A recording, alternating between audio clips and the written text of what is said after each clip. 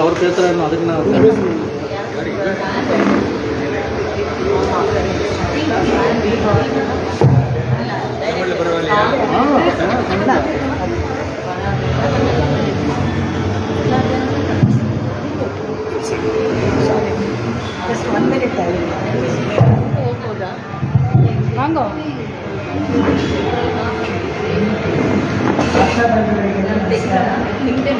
ಎಲ್ಲರಿಗೂ ಇವತ್ತು ಅಕ್ಷಯ ತೃತೀಯದ ಶುಭಾಶಯಗಳನ್ನು ಕೊಡುತ್ತಾ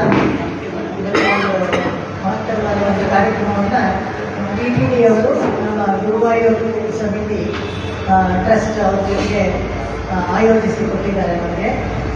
ಭಾಷೆಕಾರ ದಿನಾಚರಣೆ ಪ್ರಯುಕ್ತ 3 ದಿವಸ 2 ವಿದ್ವಾಂಸರನ್ನು ಕರೆಸಿ ಭಾಷೆಕಾರರ ಬಗ್ಗೆ ಅವರ ಸಾಧನೆಗಳು ಅವರೆಲ್ಲ ಏನೆಲ್ಲ ಮಾಡಿದ್ರು ಅನ್ನೋದನ್ನ ಬಗ್ಗೆ ನಮಗೆ ತಿಳಿಸ್ಕೊಡ್ತಾ ಇದ್ದಾರೆ. 1008ನೇ ದಿನಕ್ಷತ್ರ ಸೆಲೆಬ್ರೇಷನ್ ಮತ್ತು ಇವತ್ತಿನ ಇಬ್ಬರು ವಿದ್ವಾಂಸರು ಶ್ರೀರಾಮ ಕಲ್ಯಾಣ ಸ್ವಾಮಿ ಅವರು ನನಗೂ ಆಚಾರ್ಯರಾಗಿದ್ದರು. ಒಂದು ಸ್ವಲ್ಪ ದಿವಸ ಅವರ ಕಾಲಕ್ಷೇಪ ಮಾಡಿದ್ದೀನಿ.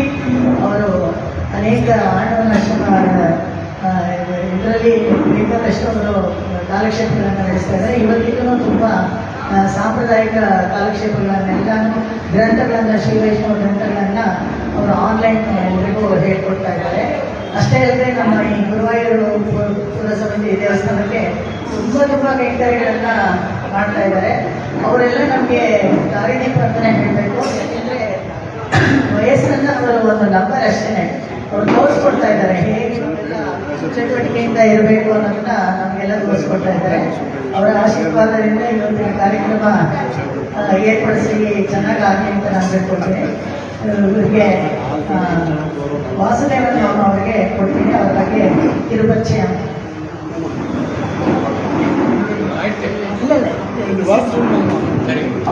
ಸ್ವಸ್ತಿವಾದನು ಆರೋಗ್ಯ ಸ್ವಸ್ತಿವಾದನು அது வந்து கண்ணன் சுவாமி needs no introduction.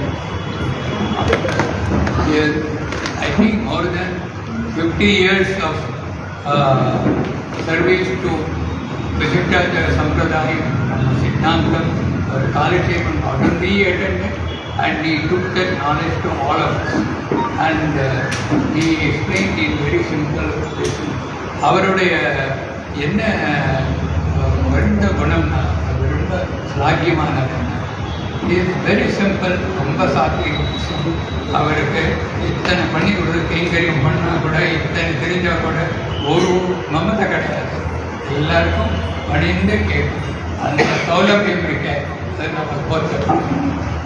நம்ம we have to learn a lot from him. Hope he will continue to teach us so many things.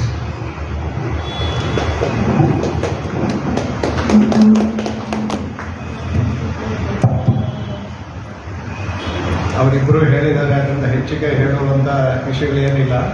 ಆದರೂ ಸಹ ಮುಖ್ಯವಾಗಿ ಅವರು ಹೇಳಿದ್ದು ಅಂದರೆ, ಅನೇಕ ವರ್ಷಗಳಿಂದ ಮಾಡಿದರೂ ಸಹ ಬಹಳ ಅವರು ಬೃಹದಾರಣ್ಯಕದಲ್ಲಿ ಉಪನಿಷದಲ್ಲಿ ಒಂದು ಮಂತ್ರ ಬರುತ್ತೆ ಒಂದಕ್ಕೆ, ಅವನು ವಿದ್ವಾಂಸಃ ಬಾಲ್ಯೇನ ತಿಷ್ಠಾಸೇತ್ ಅಂತ. ವಿದ್ವಾಂಸರಾದವರು ಮಕ್ಕಳ ಥರ ಬಾಲ್ಯೇನ ತಿಷ್ಠಾಸೇತ್, ಮಕ್ಕಳು ಯಾವ ಥರ ಇರ್ತಾರೋ ಅಂದರೆ ಅಷ್ಟು ಇದಾಗಿರಬೇಕು ಅಂತ. ಏನು ನಮ್ಮ ಅನಂತರಂಗಾಚಾರ್ಯ ಆ ಥರ ಇದ್ದರು, ಸ್ವಾಮಿನೂ ಅದೇ ಥರ. ನೋಡೋರಿಗೆ ಏನಪ್ಪ ಏನು ತಿಳಿದಿದ್ಯಾ ಅನ್ನೋ ಥರ ಅಂದ್ರೆ ಆ ಥರ ಇರಬೇಕು ಅಂತ ವೇದಾನೇ ಹೇಳುತ್ತೆ. ಅಂದರೆ ಗರ್ವ ಪಡ್ಕೋಬಾರ್ದು ಅಂತ. ನನಗೆ ತಿಳಿದಿದೆ ಅಂತ ಗರ್ವ ಬಂದರೆ ಹೋಯ್ತವ, ಏನು ಇರೋದಿಲ್ಲ. ಹಾಗಾಗಿ ಅದು ಶ್ರುತಿನೇ ಆ ಥರ ಹೇಳುತ್ತೆ. ಅಂದ್ರೆ ಸ್ವಾಮಿ ಅದೇ ಥರ ಇದ್ದಾರೆ, ಆ ಶ್ರುತಿಗೆ ಅನುಗುಣವಾಗಿದ್ದಾರೆ. ಹಾಗಾಗಿ ಅನೇಕ ಇವತ್ತು ಕಾಲೇಶ್ವರ ನಡೆದು ವಯಸ್ಸಾದರೂ ಸಹ ಬಿಡದೇನೆ ತಮ್ಮ ಶ್ರಮವನ್ನು ಲೆಕ್ಕ ಹಿಡ್ದೇನೆ ಕಾಲಕ್ಷೇಪವನ್ನು ಹೇಳ್ತಾ ಬರ್ತಾ ಇದ್ದಾರೆ. ಅದು ಬಹಳ ದೊಡ್ಡ ವಿಷಯ ಅದು. ಯಾಕೆಂದರೆ ಈ ವಯಸ್ಸಿನಲ್ಲಿ ಆರೋಗ್ಯ ನಮ್ಗೆ ಇರಬೇಕು. ಯಾಕೆಂತ ಇರ್ಬೋದು, ಅದಿರೋದಿಲ್ಲ. ಎಷ್ಟೇ ಕಷ್ಟವಾದರೂ ಆದಷ್ಟು ಹೇಳೋಣ, ಜನಗಳಿಗೆ ತಿಳಿಯಲಿ ಕೊಟ್ಟು ಅಂತ ಈಗೇನೋ ಚಿಲ್ಲರೆ ರಹಸ್ಯವನ್ನು ಹೇಳ್ತಾ ಇದ್ದಾರೆ ಅಂತ ಕೇಳ್ಬಿಟ್ಟೆ. ಅದು ಎಲ್ಲ ದೇಶೀಯ ಗ್ರಂಥವನ್ನು ಅಧ್ಯಯನ ಮಾಡೋದಕ್ಕೆ ಹೇಳೋದಕ್ಕೆ ಒಂದು ಆಯುಸ್ ಸಾಲದು. ಅದು ನಮ್ಮಂಥ ಪ್ರಾರಂಭರಿಗಂತೂ 2 ಆಯುಷೇ ಬೇಕಾದ್ರು. ತುಂಬ ವಿದ್ವಾಂಸರಾದವರು 1 ಆಯುಷ ಹೇಳೋದು, ಅಷ್ಟು ವಿಷಯಗಳಿದೆ ಅಲ್ಲಿದೆ. ಅದನ್ನು ಅವ್ರು ಹೇಳಿದಾಗ 50 ವರ್ಷಗಳಿಂದ ಹೇಳ್ತಾ ಬರ್ತಾ ಇದ್ದಾರೆ. ಬಹಳ ದೊಡ್ಡ ವಿಷಯ ಅದು. ಹಾಗಾಗಿ ಇವತ್ತು ಅವರು ಭಾಷ್ಯಕಾರರ ಕೃತಿಗಳ ಬಗ್ಗೆ ಹೇಳ್ತಾರೆ. ಅದನ್ನು ನಾವು ಕೇಳೋದು.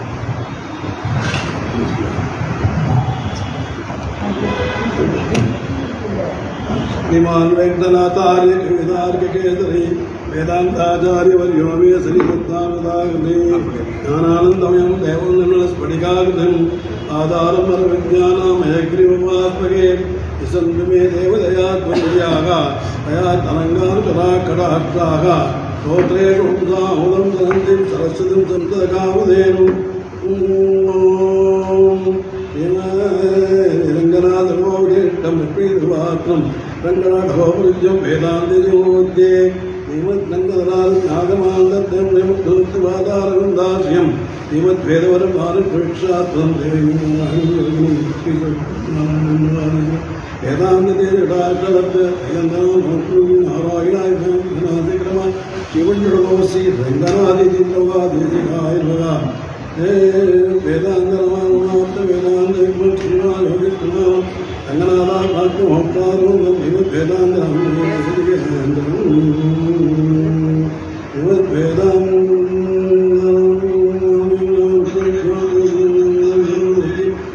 तद्गुरुपरम्पराय नमः प्रणामं नग्नगणात्मावनं प्रसादयत्सोक्ति स्वाधीनपदिगां सदीं भवेत्त्वमुण्डं तन्मनोत्तरणागतसात्तवाहमेणे सकया शेखरणं वदेवतीनां वन्दे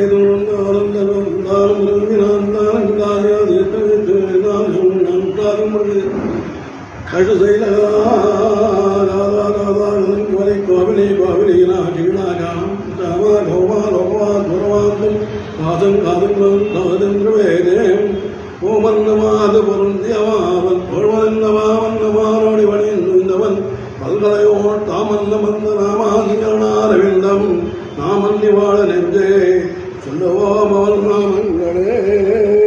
சரியா இருக்குங்க? இல்லை சரி டிஸ்டன்ஸ் ரொம்ப கிட்டங்களே ஸ்ரீமதி ராமானுஜாய நிகமானுவாதிகாய்.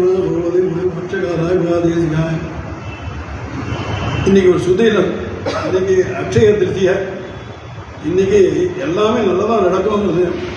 அக்ஷய திருத்திய அன்னையில பகவான் நாமம், அதே மாதிரி பாகவதனுடைய சம்பந்தம், பாகவதனுடைய சம்பந்தம் கிடைக்கிறது ரொம்ப கஷ்டம். நமக்கு பெருமாள் சன்னிதியில் கிடைச்சிருக்கு, அதுவும் கிருஷ்ணன் சன்னிதியில் இது கிடைச்சது ரொம்ப விசேஷம் தான். எல்லாரும் வாய்களுக்கெல்லாம் அவருடைய பிரணாமத்தை தெரிவிச்சுட்டு நான் ஆரம்பிக்கிறேன்.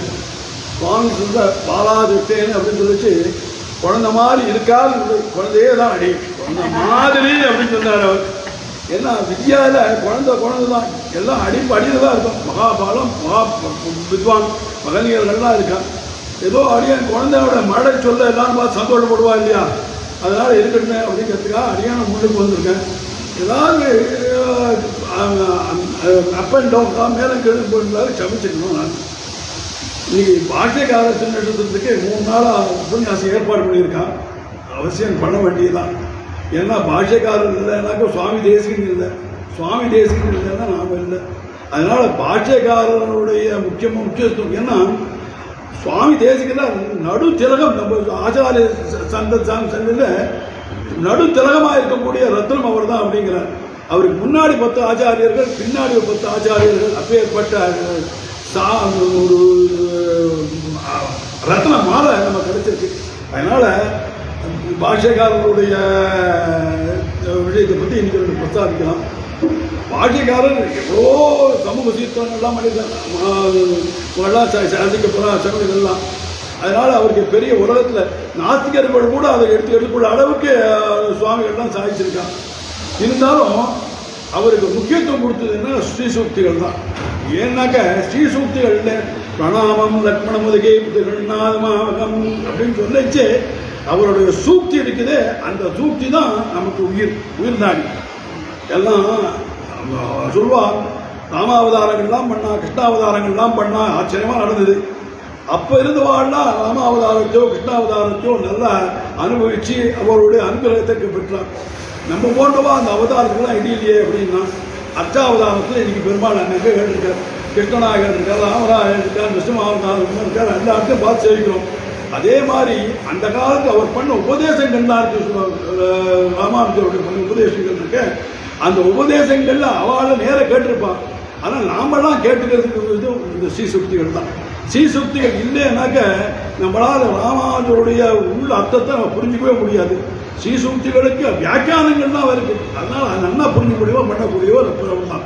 அதனால தான் ஸ்ரீசுக்திகள் திருநெல்வேலிக்கு பின்னால் வணங்கும் ஜோதின்னு மங்கமன்னன் சொல்லிச்சு அஷ்டாவதாரத்தை சொன்னார். நமக்கு பின்னால் வணங்கும் ஜோதி ஸ்ரீசூக்திகள் தான். இந்த ஸ்ரீசூக்திகளை வச்சுட்டு தான் நம்ம அவருடைய இதை பண்ண வேண்டியிருக்கு. அதனால தான் ஏன்னா நம்ம தரிசனம் இருக்கு, வேதாந்த ராமானுஜ தரிசனம் அப்படிங்கிறது ரொம்ப ஆச்சரியமான தரிசனம். இந்த தரிசனத்துக்கு சுவாமி தேசிகன் ஆச்சரியமான சங்கல்ப சூரியத்தில் ஆச்சரியமாக சொல்றார். நாதோபஜம் பிரவருத்தம் பகவகி வசிதம் யாமுனேய பிரபந்தைகி காதம் சம்யகேதீந்தைகி இதம் அகிலதமகா கர்சனம் தர்சனம் நகா நாதோபஜம் பிரவருத்தமோ நாதமுனிகள் அவரா ஆரம்பிச்சு வச்சார். அவர் கண்டு அறிவித்தார் அப்படிங்கிறார். வியாக்கியானம் எழுதுறார். அவரை கண்டு அறிவித்தார். ஏன்னீங்க காந்ததரிசின்னு சொல்வார் ரிஷிகளுக்கெல்லாம். சப்த பிரம்மத்தில் இருக்கிற விஷயத்திலாம் ரிஷிகள்லாம் தானே கிரகிச்சு அவர்கள்லாம் சொல்லியிருக்காங்க. அதே மாதிரி நாதமுனிகள் இணைஞ்சார், நம்மளுடைய சம்பிரதாயத்தை கண்டு அறிவித்தார். சாட்சாத்தா பார்த்தார். சம்பிரதாயங்கிறது ஒரு வஸ்து அல்ல, அது ஒரு ஞானம். அந்த ஞானத்தை கண்டுபிடிச்சார் அப்படிங்கிறார். அந்த ஞானத்தை பிரவருத்தி அவரால் தான் வந்தது. இன்னைக்கு அவர் இருந்த நாதமுனிகள் இருந்தா 4000 கிடையாது நமக்கு. அப்பேற்பட்டு கண்டறிவித்தார். உபஜிதம் யாமுன பிரபந்தைகி அதை வெளிக்கொண்டு வந்தவர் ராமுனர். 8 கிரந்தங்களால் அவர் கொண்டு வந்தார். அவர் முதல்ல பண்ண அந்த கிரந்தங்கள்லாம் இன்னைக்கு நமக்கு சாஸ்வதமா நமக்கு இருக்கு. அதே மாதிரி தாதம் சம்யகேதி இந்திரைகி அவர் பண்ணார அதை தாதம் நல்லா காப்பாத்திட்டார். யார் பண்ணார்னா விஜயேந்திரைகி விஜயராஜன் பேர்பட்டவர். விஜயேந்திரைகி சம்யகே நல்லா காப்பாத்திட்டார். அதனால அகில தம தரிசனம் எல்லாரும் இது தப்பு அது தப்பு அது தப்பு அப்படின்னா பெருமாளுக்கு உருவம் கிடையாது, பெருமாளுக்கு ரூபம் கிடையாது, பெருமாளுக்கு குணம் கிடையாது, அது மாதிரி ஐஸ்வர்யம் கிடையாது, விபூதி கிடையாதுன்னு சொல்றாளே அதெல்லாம் அடிச்சார். ஒரு அடி அடிச்சார். சொன்னார் தாதம் சம்பகேதி அகில தமஸ்கர்சனா அவளுடைய தரிசனங்கள்லாம் அகிலம் ஒரு இருட்டா இருக்கு. அந்த இருட்டுக்கு வளைச்சு கொண்டு வந்தார். அவர் தான் இருட்டில் வழக்கா கொண்டார். ஆக்சுவலா சொல்றார் யதீந்த தீபிகா எதிராஜ் சப்ததி சொல்றார். நான் எதிராஜ் சப்ததி பண்ண சுவாமி தேசிகர சொல்றார். அழகான வார்த்தை சொல்றார். நான் இந்த எதிராஜ் சப்ததி எழுதுறேனே எதுக்கு தெரியுமா? உபச்சார தேவிகாம் முடிக்க சொல்லு. இது உபச்சார தேவிகாம் எப்படின்னா எல்லாரும் சடார சேவிக்க போறா. கையில ஒரு வழக்கத்தில் உள்ளா. இவர் ராமானுஜதாசன், இவர் கிருஷ்ணதாசன், இவர் இந்த தாசன் அப்படின்னு ஒருத்தரும் காமிச்சுனே போறான். அது மாதிரி உபச்சார தேவிகாம் எப்படிடா உபச்சாரிக்கன்னா எதிராஜ சப்ததி எதிராஜ சப்திங்கிறத வச்சுருந்தா உபச்சார தீபிகாம் அப்படின்னு சொன்னார். அதனால உபச்சார தீபிகாம் மாதிரி இருக்கு அப்படின்ட்டார். அதனால தான் சொல்றேன் எதிராஜ அப்படின்னார். சுவாமி தேசிகன் அது மட்டும் சொன்னாரானா இல்லப்பா, ரொம்ப விஷயமா சொல்றேன்டான். என்னடானா எதிர் பிரபல பாரதே நிஜபரேண நீதம் நியமுதகா என் வாழ்நாள் கடைசியிலே இருக்க அபிதிஷ்டம் அதை சொல்றார். எதி பிரபரசம் எதி பிரபல பாரதி ரசபரேண நீதம் வயகா என் வயசு காலங்கள்லாம் போயிடுத்துறா. இத்தனை நாள் ஆயிடுத்து, தலையெல்லாம் நரைச்சு போச்சு. ஆனா நான் எப்படி நடந்தேன் தெரியுமா? பொழுதுபோக்குக்கா அங்க போல இங்க போல இங்க போல எதி பிரபல பாரதி எதிர்பிரபல பாரதி எதிராஜனுடைய சொற்களாகிய ஸ்ரீசூக்திகள் இருக்கு. ஸ்ரீசூக்திகள் இருக்கு, அதனுடைய அவைகளையெல்லாம் ரசபரேன கொஞ்சம் சாப்பிட்டேன் ஒரு இல்லவா அபரியாத்தா முதண்டாது ரசபரேன இன்னும் சாப்பிட்டு பரேன நிரம்பி வச்சுட்டே இருக்கேன். அப்பேற்பட்டவனான பயம் நீதம் பயகா என் காலம் போயிட்டுறா. பொழுதுபோக்கு காலட்சேபங்கிறது பொழுதுபோக்குன்னு சொல்றாரு. அதை பொழுதுபோக்கில் இதை பொழுதுபோக்கில் இருக்கலாம். ஸ்ரீசூக்தியான பொருள் எதிராஜோட பாரதி சூக்தியை பற்றி அவர் சொல்றேன் சொல்லாரு. இதெல்லாம் கூட ரொம்ப முக்கியமான ஒரு பாதுகாசகத்தில் எழுதினார். பாதுகாசகத்தில் ராம பாதுகை பற்றியோ ரங்கநாத பாதுகை பற்றியோ பாடிட்டு வரணும் சொல்லிட்டே வரணும். அவர் முடிச்சு சொல்றார் ஜெயதீதி ராஜசூக்திகி வேண்டாம் எதிராஜ சூக்தி. இந்த எதிராஜ சூக்தி தெரிஞ்சதுனால்தான் எனக்கு இவ்வளவு கவித்துவம் வந்தது, இந்த பாதுகா சகஸ்திரம் பண்ணப்பட்டது. அதனால ஜெயதி முகுந்தச பாதுகாயோடே, அதனால மோட்சத்தை கொடுக்கக்கூடிய மோட்சம் கொடுக்கக்கூடிய முகுந்தன் இருக்கானே அவனுடைய பாதுகாயோட ஜெயதி எதிராஜ சூக்தினால பாதுகா சகஸ்திரோடைய முயற்சிக்கிறார். அப்பேற்பட்டமான இந்த எதிராஜனுடைய சூக்தியை அவசியமா நாம் கேட்க வேண்டியதுதான். இதராஜ சூக்தியில இதராஜங்கிறவர் நமக்கு 9 அருமான ரத்தனம் நவரத்னங்களை கொடுத்திருக்காங்க. நவரத்னங்கள்னா விலமதிக்க முடியாத கூட்டுங்கள். ஒவ்வொரு ரத்னமும் வைடூரியம் தான் பார்த்தா அது நல்லா இருக்குங்கிறார், கௌவாதயத்துக்கு பார்த்தா அது நல்லா இருக்குன்னு. அதே மாதிரி ஒவ்வொரு நட்சத்திரையும் பார்த்தா 9 ரத்னமும் ரத்னம் தான். அந்த ரத்னத்தை இதை கழிக்க ஒண்ணாது, இது கழிக்க ஒண்ணாது. அந்த ரத்னத்துல குறையிலிருந்து கழிச்சது இல்லை.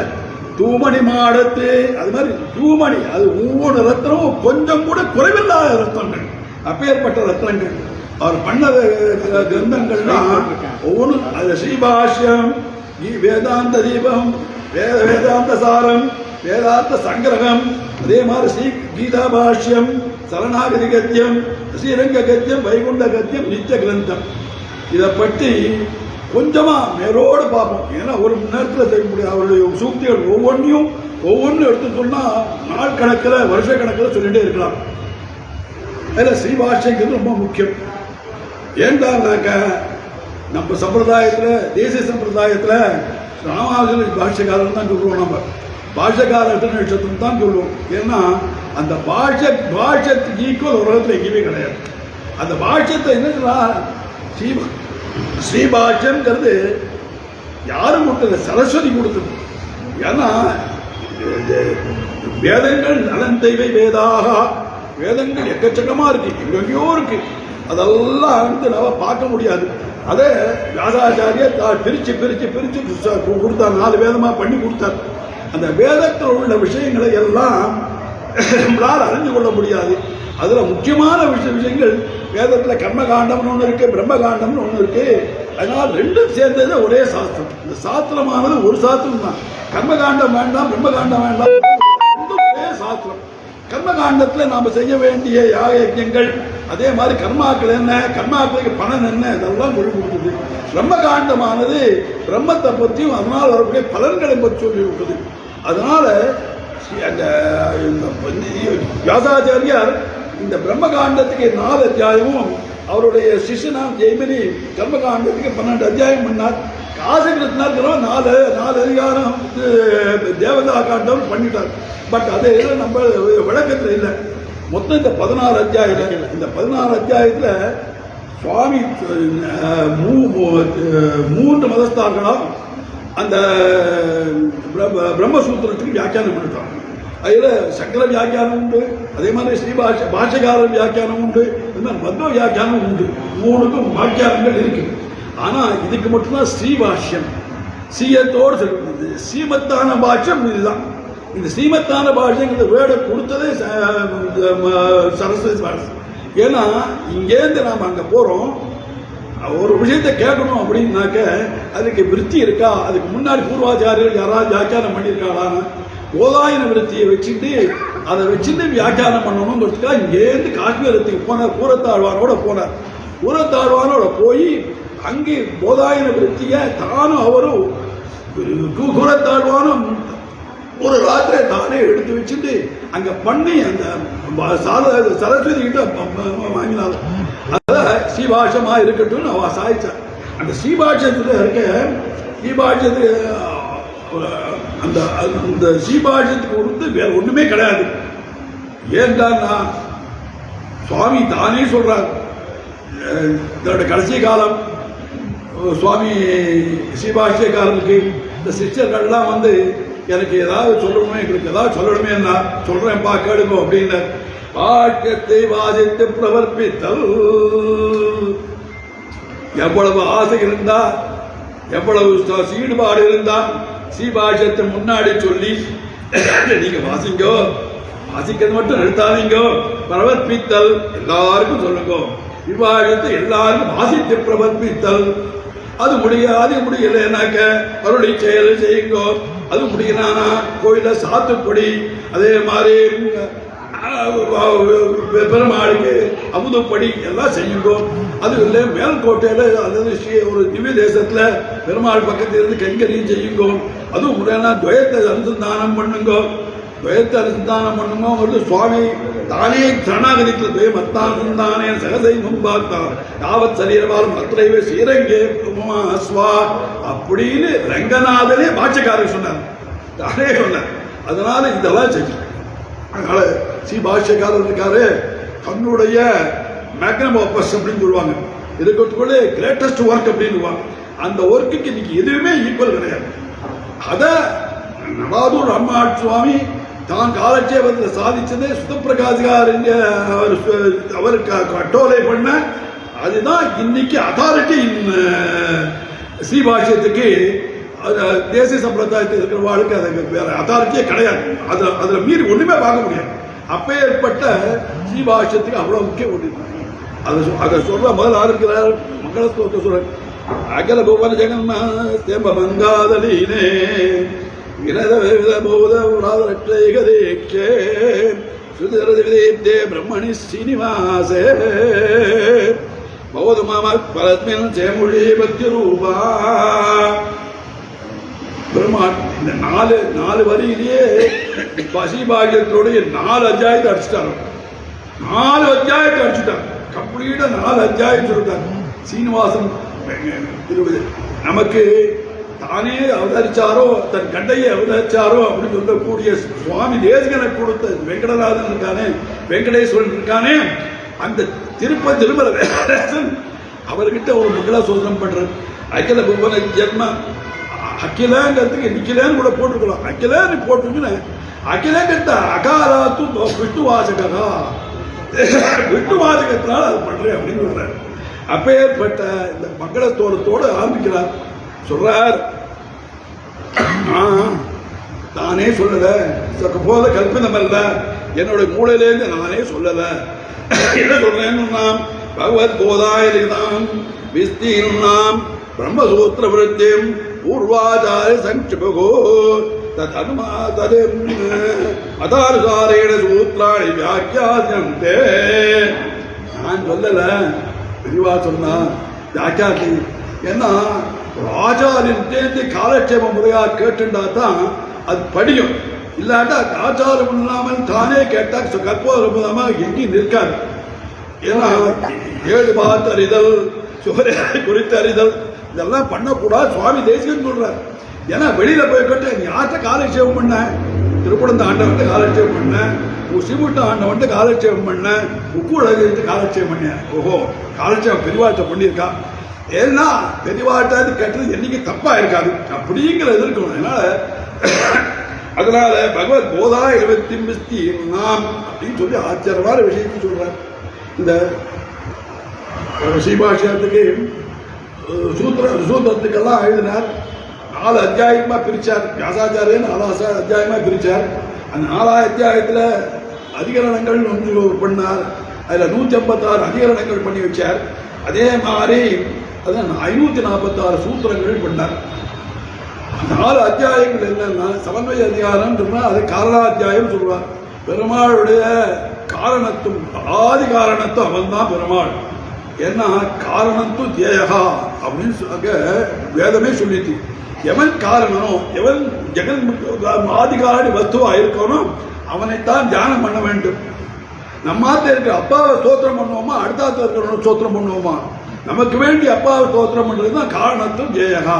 அதனால சொல்றாரு காரணத்தும் ஜெயகா. அதனால காரணாத்தியாயம். அதுல காரணாத்தியாயத்தை விதமா சொல்றாரு. வந்து ஜெகத்காத வஸ்து. அடுத்தது அவிரோத அத்தியாயம், அபாத்தியத்துவ அத்தியாயம் 2 பேர் சொல்றான். நான் சொன்ன காரணத்துவத்தை நீ வேற எதை கொண்டு நீ மறுக்க முடியாதுடா. வேற காலத்தை கொண்டு இதை என்ன மறுக்கவே முடியாது. ஏன்னா வேத வாக்கிய வரங்கள் இருக்கு, வேதத்தை ஒத்துக்கொண்டு அதற்கு எதிர்கொள்ளக்கூடிய புதிஷ்டி வரங்கள் இருக்கு. இந்த மதங்களை எல்லாம் நீங்க எடுத்துட்டு அதனால எந்த சித்தாந்தத்தை நீ மாற்ற முடியாதுடா. அதுக்கடுத்து 3ஆவதா சொல்றார் சாதனா அத்தியாயம். அந்த பகவானை அடைவழக்கூடிய அந்த சாதனம் என்ன அப்படிங்கிறார். அவர் பக்தியை மட்டும் தான் நான் சொல்லிட்டு இருக்காரு. ஏன்னா சுவாமி பக்தியை பற்றி வச்சா சொல்லிட்டே இருக்காரு. பிரபத்தியை பற்றி சொல்றேன்னா அதை வச்சு நானா சப்தாது வேதாது அப்படின்னு ஒரு சூத்திரம் உண்டு. பல நாமங்களுடைய பேர்களுடைய விஜை 32 விஜையில பலவித நாமங்களுடைய விஜைகள் உண்டு. அதுல 32வது ஞாச வித்தை உண்டு. அதுவும் பிரபத்தி அதுல வந்துடும். அதனால அது உண்டு. நானா வித்யாது வேதா சொல்லியிருக்காரு. பல அத்தியாயங்கள் கடைசி அத்தியாயம். அங்க போய் நாம் என்ன செய்யணும் கடவுளெல்லாம் பண்ணணும்னு சொல்லியிருக்காரு. அப்பேற்பட்ட சுவாமி இதுக்கு வியாக்கியானம் எழுதுறார். ரொம்ப அழகான எழுதுகிறார். ஆனா இந்த அதிகரணங்கள்லாம் என்ன அத்தியாயங்கள்லாம் அத்தியாயத்தை நம்ம முன்னாடி சொல்லிட்டோம். அதிகரணங்கள் இருக்கு. வேதத்துல உள்ள வேத வாக்கியம் ஒரு வாக்கியத்தை எடுத்துக்க வேண்டியது. அதுல இது சம்சயம், இது இது ஏதுவா அதுவா அப்படின்னு கேட்டுக்க வேண்டியது. சம்சயத்துக்கு சித்தாந்தம் சொல்ல வேண்டியது, அவன் சூத்திரார்த்தத்தை சொல்ல வேண்டியது. இந்த மாதிரி பிரிச்சு வச்சுன்னு சொல்லியிருக்காங்க. ஏன்னா காரணத்தும் ஜெயகாந்தம் இருக்கும். அதனால காரணம் அவன் தான். பகவான் இல்லையே நான் பார்க்கிறேன்னு இயற்கையே காரணமா இருக்கு. மரம் இருக்கு, மரத்தை இருக்கிறான், அதுல இருந்து சாமான் என்ன பண்றான், சாமானுக்கு காரணம் மூல காரணம் அது மரம் தான். அதே மாதிரி உலகத்துக்கு மூல காரணம் ஏன்னா பெருமாளே அந்த மூலமான பிரகதி வச்சுட்டு தான் பண்றான் நீங்களே சொல்றீங்களே அப்படின்னு சந்தேகம். இதுவா அதுவா சம்சயம் சொல்லி அது இல்லப்பா இதுக்கு சித்தாந்தம் சொல்றேன், அச்சித்து இருக்க முடியாதுப்பா, அது மாதிரி சித்து தான் பண்ண முடியும் அப்படின்னு சம்சயத்தை போக்கக்கூடிய சித்தாந்தம் சொல்றா. சூத்திரார்த்தம் சூத்திரத்துக்கு என்ன அர்த்தம் சொல்றா அப்படின்னு அதிகாரங்கள் 156 அதிகாரங்கள் கொடுத்தது ஸ்ரீபாஷ்யமா. ஸ்ரீபாஷ்யமோ சுவாமியினுடைய 9 கிரந்தங்களோ காலட்சேபத்தில் தான் கேட்கணும். ஆச்சாரியர்கிட்ட அடிமணிந்து பிரணம்ய அபிவாத்திய சுஸ்ரூஷ இணைச்சு அப்படின்னு அந்த கிரமத்தில் போய் தான் காலட்சேபம் கேட்க வேண்டியது. இருந்தாலும் மேலோட உபன்யாசத்துக்கு நம்ம சொல்றது ஏன்னா ஸ்ரீசுக்தி விட அதுவா தெரிஞ்சுக்கோமே. ஆச்சாரியன் இப்படி பண்ணி வச்சிருக்கான்னு தெரிஞ்சுக்கோமே. தெரிஞ்சுட்டாக்க ஒரு ஆச்சாரியர்கிட்ட போய் காலட்சேபம் பண்ணணும்னு ஆசை வருது. தெரிஞ்சுட்டா போய் அதனால சொல்றாரு இங்க. அந்த மாதிரி சில விஷயங்களை சொல்லியிருக்காரு. அந்த இதில் சில அதிகாரங்களையோ சில சூத்திரங்களையோ நம்ம கொஞ்சம் பார்ப்போம். ஏன்னா அது எல்லாருக்கும் பயன்படக்கூடியது சொல்றார். ஜெய்மினி சொன்னார் அதோ தர்ம ஜிக்னாசா, தர்மத்தை அறிஞ்ச வேண்டும் அப்படின்லாம் ஆரம்பிச்சார். இவர் சொன்னார் வாசாச்சாரியர் அதோ பிரம்ம ஜிக்னாசா, ஜிக்னாதிகரணம் பிரம்மத்தை நாம் அறிந்து கொள்ள வேண்டும். ஏண்டா அறிந்து கொள்ள வேண்டும்? பகவானை பத்தி நம்ம ஏன் தெரிஞ்சுக்கணும்? தெரிஞ்சுக்காம இருந்தா என்ன நமக்கு என்ன அப்படின்னா, இல்லடா முன்னாடி கர்மகாண்டத்தை சொல்லியிருக்கு, அதனால சில காரியங்கள்லாம் செய்யணும்னு சொல்லியிருக்கு. அந்த காரியங்கள்லாம் இருக்கு, அதனுடைய பலன்கள் அற்பத்துவம் அஸ்திரத்துவம் அந்த மாதிரி இருக்கு. அதனால நம்ம பயனெல்லாம் போராது, நமக்கு அந்தமில் பேரின்பம் போகணும். அங்க போகணும், அந்தமில் பேரின்பம் நமக்கு போகணும். அதுக்கு என்னடா பண்ணணும்? பிரம்மத்தை தெரிஞ்சு கொள்ள வேண்டும். பிரம்மத்தை தெரிஞ்சு கொண்டால்தான் பிரம்மத்தில் ஆசை வரும். அது பிரம்மம் இருக்கமிடமான ஜீவைகுண்டத்தை அடைந்து அந்தமில் பேரின்பத்தை அதை அனுபவிக்க முடியும் அப்படின்னு சொல்லிட்டாங்க. அப்படின்னு தான் ரெண்டாவது அதிகாரம். அது ஒரு அதிகாரம் ஒரு ஸ்லோகத்திலே முடிஞ்சு போச்சு. அடுத்து ஜன்மாசியத்தை எதகா ஜன்மா அதி ஜன்மம் ஜதி என்ன சிருஷ்டி ஸ்திதி லயம் ஆதிங்கிறதா இருக்கணும். எதகா எவரிடமிருந்து இந்த ஜென்மம் உண்டாயிட்டு, இந்த சிருஷ்டி உண்டாயிட்டோ, ஆதி முதலாம் உண்டாயிட்டோ. ஏன்னா எவன் காரணம், எவன் நம்ம எவன் நான் காரண வஸ்துவோ அவனிடம் இருந்தான் இது உண்டாயிருக்கணும். காரண வஸ்து பத்தி சொல்ல போறோம். நாம காரண வஸ்து பத்தி நாம சொல்ல போறோம். அதனால ஜென்மாதியச எதகா எவனிடந்த வச்சுக்கணும். ஜென்மாதியச எதகா எவனிடமிருந்து உண்டாயிற்றோம் அப்படின்னு சொல்றோம். எத்தகா ஏண்டானா பிரம்மத்துக்கு லட்சணம் சொல்லிட்டார். அவன் பிரம்மத்தை அறிந்து கொள்ள வேண்டும். எவன் காரண வஸ்துவோ எவன் ஆதி வஸ்துவோ அவனை தெரிந்து கொள்ள வேண்டும்ங்கிறதுக்கு அவன் தான் இவன் அப்படிங்கிறது காமிக்கிறது ஜென்மாசித அதகா. மூணாவது அது ஒரு அதிகாரமா போடுது. அடுத்தது சாஸ்திர விமனத்வாத் அப்படின்னார். அது எப்படிதான் தெரியும்? ஜென்மாதியச எதகான்னா பெருமாளை பற்றி தெரிஞ்சுக்கணும்னாக்க அச்சீந்திர வஸ்துகள் இருக்கு, சில வஸ்துக்கள்லாம் தெரியாது நமக்கு. இதில் நம்ம ஆத்மாவை நமக்கு தெரியாது. வேதங்களை சப்தராசி தெரியாது, நமக்கு பெருமாளை பற்றி தெரியாத அதெல்லாம் கண்ணால் பார்க்க முடியாது, அதெல்லாம் உணர முடியும் நம்மளால. ஆனால் அதை சாஸ்திர யோனித்வாது அதீந்திர வஸ்துக்களை சாஸ்திரம் கொண்டே அறிய வேண்டும். ஏன்னா பிரத்யக்ஷம் இருக்கு, அனுமானம் இருக்கு, சாப்தம் இருக்கு. பிரத்யக்ஷம் அனுமானம் இதெல்லாம் சில சில கண்டிஷன்ஸ்ல நமக்கு மாறுபட்ட கருத்து சொல்லிடும். இந்த சப்தமானது என்னைக்கு மாறுபட்ட கருத்தை சொல்லவே சொல்லாது. ஏன்னா அது இன்னைக்கும் சரியா இருக்கும், நேற்றும் சரியா இருக்கும், நாளைக்கும் சரியா இருக்கும். அதனால சப்த பிரமாணம் உண்டு. அதனால சாஸ்திர யோனித்வாது சாஸ்திரத்துறை அதையே காரணமா உடையது. சாஸ்திரத்தை அடுத்தது தத்து சமன்வயாது. நாலாவது சதுசூத்திரியில் 4 சூத்திரங்கள். இந்த 4 சூத்திரங்கள் இருக்குல்ல, யாது ஒரு வேதத்தில் இருக்கு, இன்னொரு வேதத்தில் இருக்கு, இன்னொரு வேதத்தில் இருக்குன்னா ஒரு வேதத்தில் ஒன்று சொல்லியிருக்கு, இன்னொரு வேதத்தில் எல்லாத்தையும் சேர்த்து வச்சு சமன்வயப்படுத்தி அதுக்கு பொருத்தமுடையதா பண்ணி செய்ய வேண்டும் அப்படின்னு 4 சூத்திரங்களை சொல்லிவிட்டார். அதுக்கப்புறம் முதல் அத்தியாயத்தில் அச்சித் காரணம்ங்கிறார். அச்சித் காரணம் இருக்க முடியாது. அச்சித்து அறிவில்லாத ஒரு வஸ்து காரண வஸ்துவா இருக்க முடியாது, ஏன்னா அதுக்கு சங்கல்ப சக்தி கிடையாது அப்படின்னு சொல்லிட்டார்.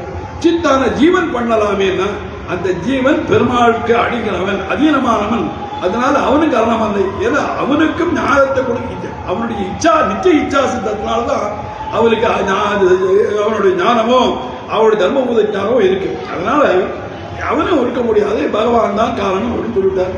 அதே மாதிரி பாத்தியத்தில் அடுத்த அத்தியாயத்தில் வேத வாகியங்களான 6 மதங்களை எடுத்து சொல்லுங்கள். அதனால நம்ம சேஞ்ச் பண்ண முடியாது. அதாவது பந்தக்கால் நட்டுட்டு அதை இடிக்குவான், ஏன்னா அதை ஆட்டி பார்ப்பா, ஏன்னா ஆடாதான்ட்டு. அதே மாதிரி நான் காரணத்துவத்தை ஸ்தாபிச்சுட்டேன் முதல் அத்தியாயத்தில். 2வது அத்தியாயத்தில் வேற யாராவது வந்து தங்களுடைய சாஸ்திரத்தை சொல்லி பாப்பா அது முடியாதுப்பா அப்படின்னு பிரமாண சகசிரம் அடிக்கிறார் சுவாமி. சுவாமி அடிக்க போறாரு இன்னைக்கு மத்தியானம் கொஞ்ச நாள் கழிச்சு நிறைய கடோபன இடத்துல இந்த என்னுடைய பிரமாணங்கள்லாம் சொல்ல போறா இருக்கும். அதெல்லாம் நிறைய அதே மாதிரி 3வது அத்தியாயத்தில் சாதனா அத்தியாயத்தில் ஆச்சரியம் சொல்ல போறாரு. இங்க அந்தர்யாமியத்தியம் நம்மளோட சித்தாந்தத்துக்கு ரொம்ப முக்கியமானது. அபேத ஸ்ருதி, பேத ஸ்ருதி, கடக ஸ்ருதின்னு இருக்கு. சில பேர் அபேத ஸ்ருதியை மட்டும் எடுத்துட்டார். சங்கராச்சாரியார் போறவங்களாம் அபேத ஸ்ருதியை மட்டும் எடுத்துட்டார். வேதிகள் பேத ஸ்ருதியை மட்டும் எடுத்தார். ஒன்றை எடுத்துன்னு இன்னொன்று வேண்டாம் சொல்லவாடா, வேதம் முழுவதும் நமக்கு கொண்டு வேண்டாம், வேதம் கம்ப்ளீட்டா புருஷார்த்தம் ஆச்சரியம் வைக்கடா, வேதத்தை ஒருபோதும் ஒன்று இன்னொன்று வேண்டாம் சொல்லியடா, நியாயமா இருக்கும். அதனால வேதத்தில் அபேத ஸ்ருதியும் வேணும், வேத ஸ்ருதியும் போகணும், அதே மாதிரி கடக ஸ்ருதியும் போகணும். ரெண்டையும் சேர்த்து வைக்கக்கூடிய ஸ்ருதி ஒன்று இருக்கு. அதனால் அதில் அந்தர்யாமி பிராமணத்திலிருந்து ஆச்சரியமா எடுக்கிறார். அந்தர்யாமி அதிகரணம்னு ஒரு சொல்றார். பெருமாள் அந்தர்யாமியா இருக்காருடா, அவருக்கு சரீரமா நீ இருக்கேடா. அதை சொல்றார். எப்பதவியாம் திட்டன்னு புதவியாம் அந்தரோம் புதவீன வேதா எஸ் புதவி சரீரம் ஏ புதவி அந்தரோ எது ஏடது ஆத்தா அந்தர்யாமி அமிர்தகா. பிருத்திவி பூமி இருக்கு, பூமி கிட்ட உள்ள இருக்கான் பெருமாள். அது பூமகாந்தராம் பிருத்திவி பூமிக்கு தெரியல. அதே மாதிரி பிருத்திவி சரீரம் அந்த பூமியானது அவனுக்கு சரீரமா இருக்கு. அந்த ரோயமையை உள்ள இருந்து ஆட்சி வைக்கிறான்.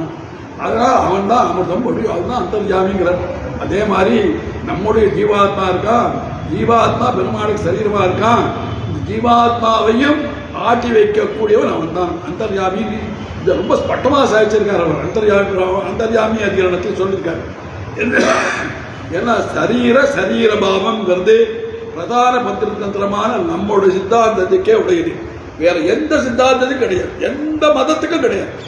பெருமாள் ஆத்மா, நாமெல்லாம் சரீரம் சித்தாந்தம் எந்த மதத்தில் உலகத்தில் உள்ள அத்தனை மதத்துக்கு எடுத்து கிடையாது. அது சொன்னாதான் வேதத்தில் இருக்கிற 3 சுதிகளையும் நம்ம ஏற்றுக்கொள்ள முடியும் அப்படிங்கிறார். அப்புறம் நம்மளாம் கஷ்டப்படுகிறோமே, இதெல்லாம் நியாயமா?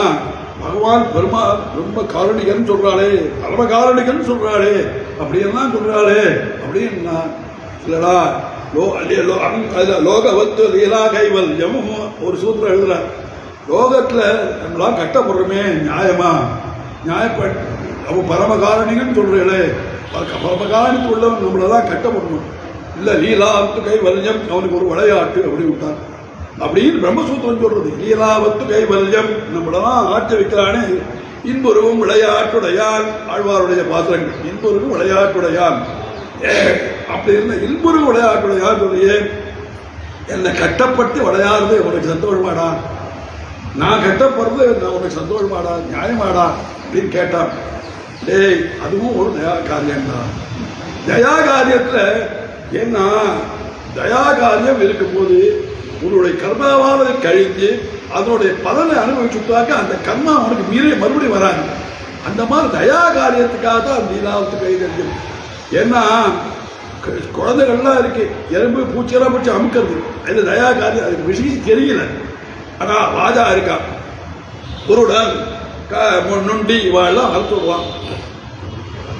அவளை பத்தி நீ அதை செய்ய, இதை பாடு, இதை செய்ய, அதை செய்ய அப்படின்னு சொல்றான். சொன்ன உடனே அவளுக்கு நிறைய பரிசுகள்லாம் கொடுக்குறான். அவளை கட்டப்படுத்தணும்னு எனக்கு ஆசை இல்லை, அவளுக்கு ஒரு நன்மை செய்யணும். அவளுக்கு ஏன்னா வெளியில கிடைக்கிறதோடு ராஜாட்ட வந்தாக்க நிறைய அள்ளி கொடுக்க முடியணும். அவன் சின்ன காரியத்தை வச்சுட்டு நிறைய கொடுக்கும். உனக்கு இந்த கட்டத்தை கொடுத்து அதனால உன் கர்மத்தை உனக்கு பெரிய கட்டம் வராம ஒரு குறைச்சலா கட்டத்தை கொடுத்து அந்த கட்டத்தை கழிக்கிறேன் அப்படின்னு. லீலா அது ஒரு விளையாட்டு தானே. அதனாலதான் இதுக்கு பேர் லீலா விபூதின்னு பேரு, அதுக்கு பேர் நித்திய விபூதின்னு பேரு. அப்பே ஏற்பட்ட லீலாவத்து கைவல்யம் அப்படின்னார். அப்புறம் அடுத்தது ரைட்டு, நாமெல்லாம் பெருமாளுக்கு அதிகம் இப்போதான் சொல்றேன், உள்ள இருந்து எமையதின்னு நீங்க சொன்னங்கட. அப்படி இருந்தாக்க நான் ஒன்றும் செய்யலையேன்னா இல்லப்பா. கர்த்தா சாஸ்திரத்துவாது இன்னொரு சூத்திரம் சொல்றேன். கர்த்தா சாஸ்திரத்துவாது, நீ கர்த்தா தான்டா, ஜீவாத்தான் நீ கர்த்தா தான். ஏன்டா சாஸ்திரத்துவாது, சாஸ்திரம் சொல்லிட்டு எப்படா சொல்லிருக்குதா?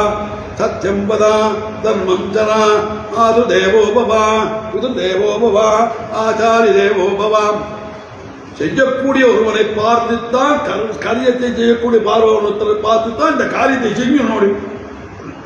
ஒன்றியை பார்க்கணும். ஒரு நொண்டியை பார்த்து ஓடுன்னு சொல்ல முடியுமா? ஒரு குருடனை பார்த்து நீ படின்னு சொல்ல முடியுமா? எவனுக்கு சக்தி இருக்கோ அவனு, அதனால எனக்கு சக்தி. அதுவும் பெருமாள் கொடுத்த சங்கல்பத்தினால கொடுத்த சக்தி அவனுக்கே கொடுத்துருக்கான். உதவட்டத்தை நீ பண்ணக்கூடியதுக்கு உனக்கு ஃப்ரீடம் கொடுத்துருக்க அப்படிங்கிறான். அதுதான் கர்த்தா சாஸ்திரத்துவாது. அப்படியா நான் இஷ்டப்படி செய்யணுவேன், நாமே ஈஸ்வரகா, நானே ஈஸ்வரன் சொல்றான். இது பேர் எனக்கு பேரு சர்வேஸ்வரன் பேரு, பரமேஸ்வரன் பேரு, இதெல்லாம் பேரெல்லாம் வச்சுருக்கானே.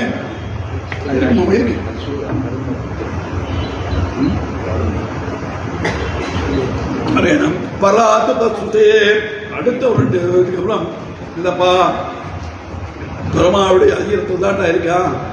ஆனால் அவன் கொடுத்த சுதந்திரத்தை வைத்துக் கொண்டு நீ செய்கிறாய், அதுவும் அவன் சங்கல்பத்தால வந்தது. அப்படின்னால பராத்து தத்துவத்தே அப்படின்னு சொல்லி அடுத்து சொன்னார். அப்புறம் இன்னொரு விஷயம்னா, பெருமாளுக்கு நம்ம சொல்றோம், ஏன் நமக்கு எம்பெருமானுடைய வசதி அப்படின்னா உபயலிங்கத்தும் நம்ம ஒருத்தருக்கு தான் உண்டு. அவனுக்கு கல்யாண குணங்கள் உண்டு, அதே சமயம் கெட்ட குணங்கள் ஒன்றும் இல்லை அப்படின்னா. ஏன்டா அப்படின்னா, எங்காவது எங்க மாப்பிள்ளை ரொம்ப சம்பாதிக்கிறார், ரொம்ப படித்தவர், எல்லாம் பண்ணவர், ஆனால் சில கெட்ட குணங்கள் இருக்கு. என்ன பிரயோஜனம்? என்ன பிரயோஜனம்? அதாவது கெட்ட குணங்கள் இல்லாம கல்யாண குணங்கள் வரும். உபயலிங்கச்சா ரெண்டும் உடையவோ, கெட்ட குணங்கள் அற்ற கல்யாண குணங்கள் உடையவன் என் பெருமாள். அதுதான் பெருமாளுக்கு ஏய பிரத்யநீக கல்யாணதான குணகான்னு ஆச்சரியமான ஒரு டைட்டிலே கொடுத்துருக்காரு. அப்பேற்பட்டவன். அடுத்தது பெருமாள் இருக்கார். கடைசியில் போறோம், பெருமாள்கிட்ட போவோம், சாதனை பிரபத்தி பண்ணோம், ஆக்சுவல் போயிட்டாருங்க. அங்கே போன உடனே பெருமாளுக்கு நிரஞ்சனம் சாமி உபைதி, பெருமாளுக்கு ஈக்குவல் ஆகிட்டு நிரஞ்சனம் சாமி புண்ணிய பாவே உபயே நிரஞ்சனம் சாமி உபைதி உபனிஷத்து சொல்லிட்டு அங்கே போன உடனே ஈக்குவல் ஆகிட்டோன்னா, ஈக்குவல் ஆகிட முடியுமா? முடியாது. ஸ்ரீபதித்துவம் உண்டாக முடியுமா? மோட்ச பிரதத்துவம் கொடுக்க முடியுமா? ஜெகத்காரணத்துவம் ஜஸ்டி பண்ண முடியுமா? பண்ணவே முடியாது. என்னடா நிரஞ்சனம் சாமிய உபயத்தின்னு சொல்லியிருக்கேடா அப்படின்னா, நிரஞ்சனம் சாமிய உபயத்தில் என்னடானா எது முக்கியமான சாமியமோ அது ஒன்று உண்டுடா. என்னடானா சர்வஜத்துவமும் ஆனந்தத்துவம் ரெண்டும். ஏன்னா ஞான குணகன் நீ, ஆனந்தத்தை உடையவன் நீ அப்படின்னு சொல்லியிருக்கிறதுனால ஞானமும் இது ரெண்டும் இருந்தா போதும். பெருமாள் சிருஷ்டி பண்றாரு, எனக்கு சந்தோஷம் இல்லையா? பெருமாள் சிருஷ்டி பண்ணதை பார்த்து இவருக்கு பரம சந்தோஷம். பெருமாள் மோட்சம் கொடுக்கறத பார்த்து இவருக்கு சந்தோஷம். அவனை பார்த்து இவன் சந்தோஷம் பண்றான் அப்படின்னு சொல்லி ஆச்சரியமான அதை சொல்லிச்சு. போகமாத்தாமிலிங்காச்ச அப்படின்னு சொல்றாரு. கடைசி சூத்திரம் ரொம்ப விஷயமா இருக்கு. அனாவிருத்தி சப்தாத், அனாவிருத்தி சப்தாத். அங்க போறவன் திரும்பி வரல. ஏணிவாகி ஏணி விளங்கி ஏற்றி விடுவான் ஏணிய. உடனே ஏணி எடுத்துடா, கீழே இறங்க முடியாது. போறவன் இருக்கானே திரும்பி வந்துடலாம், மேலேந்து மோட்சத்திலேருந்து திரும்பி வந்துடலாம். 4 கண்டிஷன் சொல்ற. 4 கண்டிஷன்ல நீ திரும்பி வர முடியும். ஒண்ணு, உனக்கு கர்மா இருந்ததுன்னா அது அனுபவிக்க வரணும். கர்மா போய்த்தானே இங்க போறான் மேல. அவன் கர்மமே கிடையாது, அவனுக்கு ஒரு கர்மா பாக்கி கிடையாது. கர்மம் போயிடுச்சு. புண்ணிய பாவே விதூஜ எல்லாம் விட்டாச்சு. பெருமாள் எனக்கு பிடிக்கலப்பா, இவன் பெருமாள்கிட்ட சொல்றான், எனக்கு இந்த மோட்சம் பிடிக்கல, எனக்கு சாக்கடை பக்கத்தில் வீடு இருக்கு, கொசுக்கடியோடு இருந்துதான் சந்தோஷம் அப்படின்னு யாராவது வருவானாடா? நிச்சயமா வரமாட்டான்டா. சுவாமி தேசம் சாதிக்கிறார். திருப்பார்கடலே வாய் வைத்தவன் நாய்ப்பாலுக்கு இறங்குவானோ. திருப்பார்கடல்ல பாலை சாப்பிட்டவன் எங்க நாய்ப்பால் சாப்பிடணும் எங்க ஆசைப்படுவானா? நிச்சயமா ஆசைப்பட மாட்டான். அதனால நிச்சயமா திரும்பி வர மாட்டான். பெருமாள் என்ன சொல்றார்? அடுத்தது பெருமாள் கழுத்தோடு சொல்லலாம், நீ வேணாண்டா போடா, எனக்கு பிடிக்கலன்னு சொல்லலாம். அவன் சொன்ன மா உபயது கவுந்தே புனத்தை எழுதி என்கிட்ட ஒரு குழந்தை காணா போயிட்டான், பிடிச்சாச்சு, கொண்டு வந்து வச்சாச்சு, அவனை நான் திருப்பி விடுவேனடா. மா உபயத்தில் கவுந்தேயா, எங்கிட்ட வந்தவன் புனர்ஜன்மனை வரவே கிடைக்காது அப்படின்னு சொல்லி ஆச்சரியமான விஷயங்கள். இந்த சீபாகியத்தில் ஒரு 2-3 விஷயத்தை மட்டும் நம்ம நேரம் எடுத்து பண்ணோம் நம்ம. ஏன்னா அடுத்த கிரந்தத்துக்கு போவோம். கீதா பாஷை இருக்கு. கீதா பாஷை பகவத்கீதை. பகவத்கீதை எப்படி பிறந்தது எல்லாருக்கும் தெரியும். பகவத்கீதை பிறந்துச்சு, அதுக்கு சுவாமி கீதா பாஷத்துக்கு பேசிஸ் வந்து அளவந்தாருடைய கீதார்த்த சங்கிரகம், கீதார்த்த சங்கிரகம் அதை ஒன்று சக்ஷை பண்ண சுவாமி ரெண்டும் பின்னாடி வரக்கூடாது. அதனால கீதார்த்த சங்கரத்தை வச்சுன்னு தான் பண்ணார். இந்த கீதார்த்த சங்கரம் சொல்லிச்சு, அஸ்தான தேக அருண்யா தர்மா தர்மதியா குலம் வார்த்தம் பிரபன்னோத்திய சாஸ்திராவணம். அஸ்தான சேகாருண்யா சண்டை போட வந்துட்டான். யுத்தம் பண்ணவன் தெரியும், எதிர்த்துல யார் சண்டை போட போறான்னு தெரியும், தாத்தா அடிக்க போறான், ஆச்சாரிய இருக்க போறான், எல்லாரும் இவன் வந்திருக்கான். சண்டை போட வந்துட்டான். பெரிய சொன்னான், சேனையோர் போயோர் மத்தியே இணைத்தானும் எனக்கு போட்டு ஸ்தாபைய என்னுடைய ரதத்தை போட்டு மே அச்சுதா அப்படின்னு சொன்னான். இன்டெலிஜென்டா சொன்னான். மேய முன்னாடி போட மே அச்சுதா, என்னுடைய அச்சுதா என்ன? பெருமாளுக்கு அவனுக்கு சம்பந்தத்தை கொடுத்தான். ஸ்தாபைய மே அச்சுதா, மே அச்சுதாலும் எனக்கும் உனக்கும் சம்பந்தம் இருக்கா, நான் உனக்கு சிஷ்யன் பண்ணி சிஷ்யத்தகம் சாதிமா அம்பிரமன்னம் சொல்லியிருக்கான் பின்னாடி. அதனால அவன் சொல்லிட்டான். அத்தான காரணம் எந்த இடத்துல கருணியம் வைக்கக்கூடாதோ, எந்த இடத்துல ஸ்நேகம் வைக்கக்கூடாதோ. அது மட்டும் இல்ல, சத்திரியனுக்கு சண்டை போடுறது தர்மம் இருக்கு, அதை விட்டுட்டு தர்மா தர்ம தியாகுலம் பியாகுலம் இருக்கு. அதனால பார்த்தம் பிரபன்ன உத்தேசிய, பார்த்தம் பிரபன்னனான் தான். எப்படான கார்பண்யதோடோபதாக புதைச்சாமித்வாம் தர்மசமூட சேதாக நிச்சிதம் புரோகி தன்மே சிஷ்யத்தேகம் சாதிமாம் பிரபந்தம். இந்த ஸ்லோகத்தை ஆச்சரியமான ஸ்லோகம். இதுக்கு பகவத் பாஷ்யக்காரர் ரொம்ப ஆச்சரியமான வியாக்கியானம் பண்ணியிருக்கார். சுவாமி தேசிகனும் ஒரு ஸ்டெப் மேலே போயிட்டார். பாஷ்யக்காரருடைய கீதா பாஷ்யத்தை தெரிஞ்சுக்கணும்னா தாத்திரை சந்திரிகைங்கிற அந்த சுவாமி தேசிகனுடைய வியாக்கியானம் தெரிய முடியாது. ரொம்ப அழகான வயசு சொல்ற. கார் பண்ணியதோடு எனக்கு ஒண்ணுமே தெரியலைங்க. இத்தந்தாடு சக ஏதி மத்வா பிரதமம் வித்து பின்னாடி சொல்ல போறான். ஏ சகான்னு ஒன்று கூட்டேனடா, ஏ கெட்டான்னு கூட்டேன், கிச்சூன்னு கூட்டேனடா, தாபையன்னா சொன்னேனடா. இல்லடா, இத்தன்னா நான் நினைச்சிருந்தேன்டா, சிஷ்யஸ்தேகம் உன்னுடைய சிஷ்யன்டா, உனக்கு சிஷ்யனா வந்தாண்டாம் சிஷ்யத்தேகம் தர்ம சம்மூட சேதாக. ஏண்டா சிஷ்யனா வந்தேன்னா தர்ம சம்மூட சேதாக, எனக்கு தர்மத்துல மூடவே இல்லை. எது தர்மம் எது அதர்மம்னு தெரியலையடா. தர்ம சம்மூட சேதாக எது ஸ்ரேகாபு, எனக்கு எது ஸ்ரேயஸ்ன்னு சொல்லடா. ஏ கிருஷ்ணா ஏன்னா தேகாச்சாரே சிஷ்யஸ்தானம் தாம் பிரபன்னம் பிரபத்தி பண்ணிவிட்டேன்டா. சிஷ்யனா இருந்து பிரபத்தி பண்ணினால பண்ணிடும். இதையும் இப்பவும் பரநியாசம் பண்ணிச்சு ஆச்சாரியெல்லாம் இந்த ஸ்லோகத்தை திருப்பி பண்ண வைக்கிறாங்க. அதுல ஸ்ரேகான்னு ஓட போட்டாங்க. இவன் கீழே சேவிச்சாலும் சேவிச்ச உடனே கண்ணன் என்ன செஞ்சிருக்கணும், தர்மம் செய்யறது யுத்தம் செய்யறதுனா சரி அப்படின்னு சொல்லிட்டு மெதா நின்றுருக்கணும். அவன் வேர்டு போட்டா ஸ்ரேயகா, ஸ்ரேயஸ்னு ஒண்ணு பிரேயஸ்னு ஒண்ணு.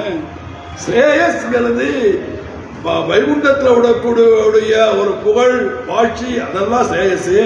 இங்க இருக்கிறதுக்கு பிரேயஸ். வாய் தவறி வந்ததோ கிருஷ்ணன் அவன் வாயில உட்கார்ந்தானோ என்னவோ தெரியல, அவனுக்கு வந்துருது அப்படின்னு ஆச்சரியமா சொன்னான். சரி சொல்றேன்டா, உனக்கு முதல்ல கர்ம யோகத்தை சொல்றேன்டா, அதுக்கப்புறம் ஞான யோகத்தை சொல்றேன்டா அப்படின்னு. கர்ம யோகத்தை சாத்திய தியாகத்தோட பண்ணணும்டா. பண்ணினாக்க உங்களோட பாவங்கள்லாம் போகும்டா. பாவங்கள்லாம் போனாக்க உனக்கு ஞானம் வரணும்டா. ஞானம் வந்தாக்க உன்னுடைய ஆத்மாவை பத்தி தெரிஞ்சுக்கணும்னு உனக்கு ஆசை வரணும்டா. ஆத்மாவை பத்தி தெரிஞ்சுக்கணும், ஆத்மாவோட பெருசா ஒன்று இருக்குடா, பகவான்கிற ஆத்மா உண்டா, அது தெரிஞ்சுக்கணும்டா அப்படின்னு சொல்லி மூணையும் சொன்னான் அவன். இந்த ஆரம்பித்த காரக்கல பக்தி யோகம் அவதாரயாமாச, பக்தி யோகம் அவதாரயாமாச. அந்த ஸ்ரீபாஷக்காரர் அங்க சொல்லச்சு பக்தி யோகம் அவதாரயாமாச.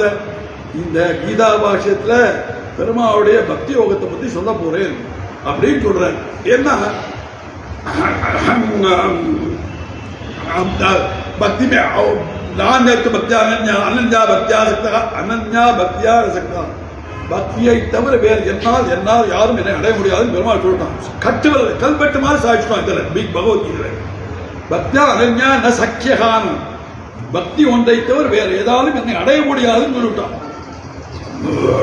அப்படி சொல்ல வச்சு அந்த பக்தியை அந்த பக்தியை அதை எல்லை டர்ன் பண்ணும், அதனால மேல கொண்டு வரணும் அப்படி கேட்டு பக்தி யோக அவதாரயா மாசம்.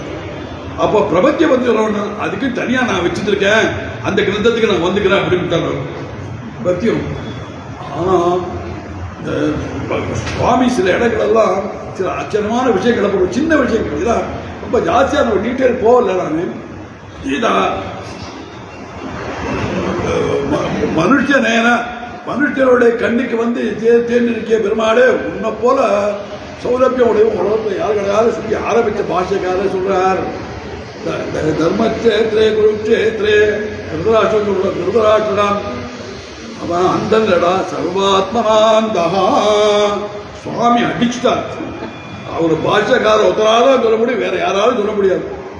அவனுக்கு புறக்கண் ஒன்றாடா அகக்கண்ணு இல்லடாட்டான், உள்ளேயும் கண்ணு பட்டாங்க. ஏண்டானா மாமகா பாண்டவா செய்வ என் பிள்ளைகளும் சொன்னான். என் அந்த ஈகோ அந்த சம்பந்தத்தை உணர தெரிஞ்சவருக்கு ஏண்டானா நல்ல காரியத்துக்கு கேட்க போறான். அப்படி இருக்குச்சு மாமகா பாண்டகா செய்வா இவ கருபத சஞ்சயா கேட்டானா அப்பேற்பட்டவன். அதே மாதிரி சில விஷயங்கள்லாம் நிறைய சொல்லிட்டே போறார் அவர். அதுக்கு அடுத்தது ஒரு இடத்துல இன்னொரு இடத்துல சின்ன சின்ன விஷயத்துல பாஷக்காரருடைய அப்ளிகேஷன் எப்படி நல்லா இருக்கு பாருங்க. பகுநாம் ஜென்மநாமந்தே பகுநாம் ஜென்மநாமந்தே ஞானவான் மாபராஜரே. பல ஜென்மங்களுக்கு அப்புறம் என்கிட்ட வந்து சொல்றான்டா பகுநாம் ஜென்மநாமந்தே, பல ஜென்மங்களுக்கு பிறகு ஞானவான் என்கிட்ட வரான்டா அப்படின்னு சாஸ்திரம் சொல்றார் அவரு. பாஷக்காரர் சொல்றாரு. இது மாதிரி சொல்லணும்னாக்க கல்லு முள்ளு சட்டி கிடி இது மாதிரி 100 ஜென்மம் வந்தா போர்மாடா. புண்ணியராம் ஜென்மநாமந்தே புண்ணியம் பண்ணிருக்கணும்டா. ஒவ்வொரு புண்ணியத்துக்கு இன்னொரு பலன் இன்னொரு பண்ண புண்ணியராமந்தே. அதே மாதிரி ஆச்சரியமான விஷயத்தை நிறைய சொல்லிட்டு போறார். சர்வதர்மான் வரித்யஜ்ய மாமேகம் சரணம் விரஜ அகம் பாதரபாவேப்யோ மோக்ஷயிஷ்யாமாஸ்வஹா சர்வதர்மான் பரித்யஜ்ய எல்லா தர்மங்களையும் விட்டு எல்லா தர்மங்களையும் என்னடா விட்டான்? கர்மயோகம், ஞான யோகம், பக்தி யோகத்தை விட்டுடுறா. அப்படி சொல்லாதடா, விட்டு இருக்கிற நீன்னு சொல்லுடா. விட்டின்னு சொன்னா என்ன ஆச்சு? என்ன அனுவாத பட்சம் ஒன்று, விதி பட்சம்னு சொல்லியிருக்கு. அனுவாத பட்சம் ஒன்று, விதி பட்சம்னு. அனுவாத பட்சம் சொல்ற நான் புஞ்சிதா குளிச்சுட்டு சாப்பிடு அப்படின்னா குளிச்சாதான் சாப்பிடணும்னு அர்த்தம். அது விதி. நீ இது குளிச்சுட்டு தான் சாப்பிடணும், குளிக்காம சாப்பிடாத அப்படின்னு அர்த்தம். இன்னொன்று சொல்றார், உங்கா சாந்திராயணம் சாப்பிட்டு சாந்திராயணங்கிற ஹோமத்தை செய்யி அப்படின்னு சொல்ற. புக்வா சாப்பிட்டு சாந்திராயணம் புக்வா அபோஜபோஜம் புக்வா சாப்பிடக்கூடாத வஸ்துவை சாப்பிட்டு விட்டு நீ சாந்திராயணம் என்ற விரதத்தை அனுஷ்டிப்பாயாக அப்படின்னு சொல்ற. ஏண்டா அப்படின்னா இப்போ சாப்பிடக்கூடாத வஸ்துவை சாப்பிடு, அதுக்கப்புறம் வா இதை பண்ணிட்டு அண்ணாட்டா அபோஜம் சாப்பிடக்கூடாத வஸ்துவை சாப்பிட்டு இருக்கிற நீன்னு அர்த்தம். நீ தப்பு பண்ணிவிட்டேடா, அதுக்காக உனக்கு பாயச்சத்தம் சொல்றேன்டா. அந்த பாயச்சத்துக்கு அதனாலதான் இங்க சொல்ற சர்வதர்மான் பரித்யஜ்ய மாமேகம் சாத்விக தியாகத்தோட எல்லா கர்மாக்களை செய்ய வேண்டிய நீ அந்த பிராயச்சித்தத்திலேயே எந்த தப்பு பண்ணியிருந்தாலும் அதுக்கு மன்னிப்பு கேட்டுக்கணும். அது சர்வதர்மான் பரித்யஜ்ய கர்மா செய்யறேன், கர்மால தப்பு ஏற்பட்டு கொடுத்து அந்த கர்மால தப்பு ஏற்பட்டு உடனே அதுக்கு பிராயச்சித்தம், அந்த பிராயச்சித்தமும் தோஷாவிலாஷா அபீதிஸ்தவத்தை அடிக்கிற சுவாமி. ஒரு கர்மா பண்றோம், கர்மா பண்றத ஒரு தப்பு பண்றது, தப்பு பண்றது சர்வ பிராயத்த கோபம் அப்படின்னு சொல்லி ஒன்று பண்றோம். அது தப்பு பண்ணிட்டா என்ன பண்ணுவேன்? அதனால தோஷாவிலாஷா அதுவும் தோஷமா போயிடும். அதனால பிராயசித்தங்கிறது அதுலையும் தெரியாதா? அதனால அதையும் விட்டிருக்கிற சர்வதர்மான் பரித்யஜ்ய தர்மங்களை விட்டிருக்கிற, இதனால் செய்ய முடியாமல் விட்டிருக்கிற, ஞானம் இல்லாமல் விட்டிருக்கிற, சக்தி இல்லாமல் விட்டிருக்கிற, அதிகாரம் இல்லாமல் விட்டிருக்கிற விதமான இருக்கலாம். பரித்யஜ்ய மாமேகம் சரணம் வருதா. மாமேகம் நான் சேஷி சேஷபூதன் நீ தெரிஞ்சுட்டு இருக்கடா. சிஷ்யஸ்தேகம் சாதிமா பிரபந்தன் நீ சொன்னியடா. மாமேகம் சரணம் பிரஜா, என் ஒருவரையே சரணாகப்படி. மாமேகம் சரணம் பிரஜா, என் ஒருவரையே சரணப்படின்னு அர்த்தம். நீ நினைச்சிட்டு இருப்ப நீ என்ன பிரபஞ்சம் பண்ணிவிட்ட, அதனால உனக்கு மோட்சம், நீ பிரபத்தி பண்ண பிரபத்தியனால மோட்சம், ஒன்னால மோட்சம் இதெல்லாம் நினைக்காதடா. மாமேகம் சரணம் பிரஜா, என் ஒருவனையே சரணாய் அடை. என்ன இந்த சங்கல்பம் எல்லாம் பண்ணி வைக்கிறது நான் தாண்டாம். சர்வதர்மா பரித்யஜ்ய மாமேகம் சரணம் பிரஜன் அகம் பாசரபாவேப்யோ மோக்ஷயிஷ்யாமி. முதல் வேர்டு, முதல் ஹாஃப் இருக்க ஒரு சென்டென்ஸ், அதுக்கப்புறம் நடுவில் ஒரு காரியம் நடந்திருக்கு, அதுக்கப்புறம் அந்த ரெண்டாவது வேர்டு நடக்கிறது. சர்வபாவேப்யோ மோக்ஷயிஷ்யாமாவசிக சர்வதர்மா பரித்யஜ்ய மாமேகம் சரணம் பிரஜான்னு சொல்லிட்ட. சரணம் பிரஜா சரணம் அடைஞ்சுட்டாங்க, பிரபந்தம் சொல்லிட்டான். நீ சரணம் அடைந்திருக்கிற நீ சர்வபாவேப்யோ மோக்ஷயிஷ்யாமி, என்னை அடைவதற்கு தடங்களா இருக்கக்கூடிய எல்லா பாவத்திலிருந்தும் மோக்ஷயிஷ்யாமி, என்னை அடைவதற்கு தடங்களா பல பாவங்கள் இருக்கக்கூடும், அதுல இருந்து நான் மோக்ஷயிஷ்யாமி, அதை நான் விட்டு விடுறேன்டா. ஏன்னா பாவங்கள் போனா தன்னால் என்கிட்ட வரக்கூடாது. மாசுகா அவனுக்கு சந்தேகம் போன்றது மாசுகான் அடிச்சார். இங்க பக்தி யோகம் அவதாரையா மாசம் சொல்றாரு. பக்தி யோகத்தை தலை கட்டி கொடுக்கக்கூடியதற்கான பிரபத்தியம் சொல்றார். ஏன்னா பக்தி யோகத்தை பத்தி சொல்லணுங்கிறதுக்காக கீதம் வந்தது. அந்த பக்தி சுவாமி தேசம் ஒருபடி போனார். பக்தி யோகத்தை தலை கட்டி கூடக்கூடிய பிரபத்தியானது ஏன் நேரமே பிரபத்தியை கொடுக்கூடாது? ஒன்று அங்க பிரபத்தின்னு சொல்றாரு. பக்தி யோகத்து வழியா மோட்சம், பக்தி யோகம்னா நிறைய மோட்சம் கொடுக்கலாம்னு சொல்லிட்டார். அது மாதிரி கீதா பாஷத்தை ரொம்ப ஆச்சரியமான விஷயங்கள் தான் நிறைய. அங்க பிரபத்தி அங்கி பிரபத்தி எல்லாம் பாஷக்காரருடைய பாஷத்துக்கு தாத்பரிய சந்திகத்தை வச்சு ஒவ்வொரு சென்டென்ஸும் படிக்கணும். நம்ம படித்தா தான் தெரியும். சுவாமி கருணாகராச்சார் 11 வருஷம் எங்களுக்கெல்லாம் சாய்ச்சார். 11 வருஷம் கீதா பாஷை சாய்ச்சார். அவளை கட்டியிருப்போம். அதனால பாஷமாக அடுத்தது இது ஒரு சின்ன விஷயத்தை பற்றி தான் நம்ம தோல் பேசிருக்கோம். ஒன்றா ஃபுல்லாக கீதா பாஷ்யம் பண்ணணும்னாக்க அது எவ்வளோ நாள் நிறையா போயிட்டு இடத்துல சின்ன சின்ன விஷயத்துக்கு வேதாந்த சங்கிரகம்.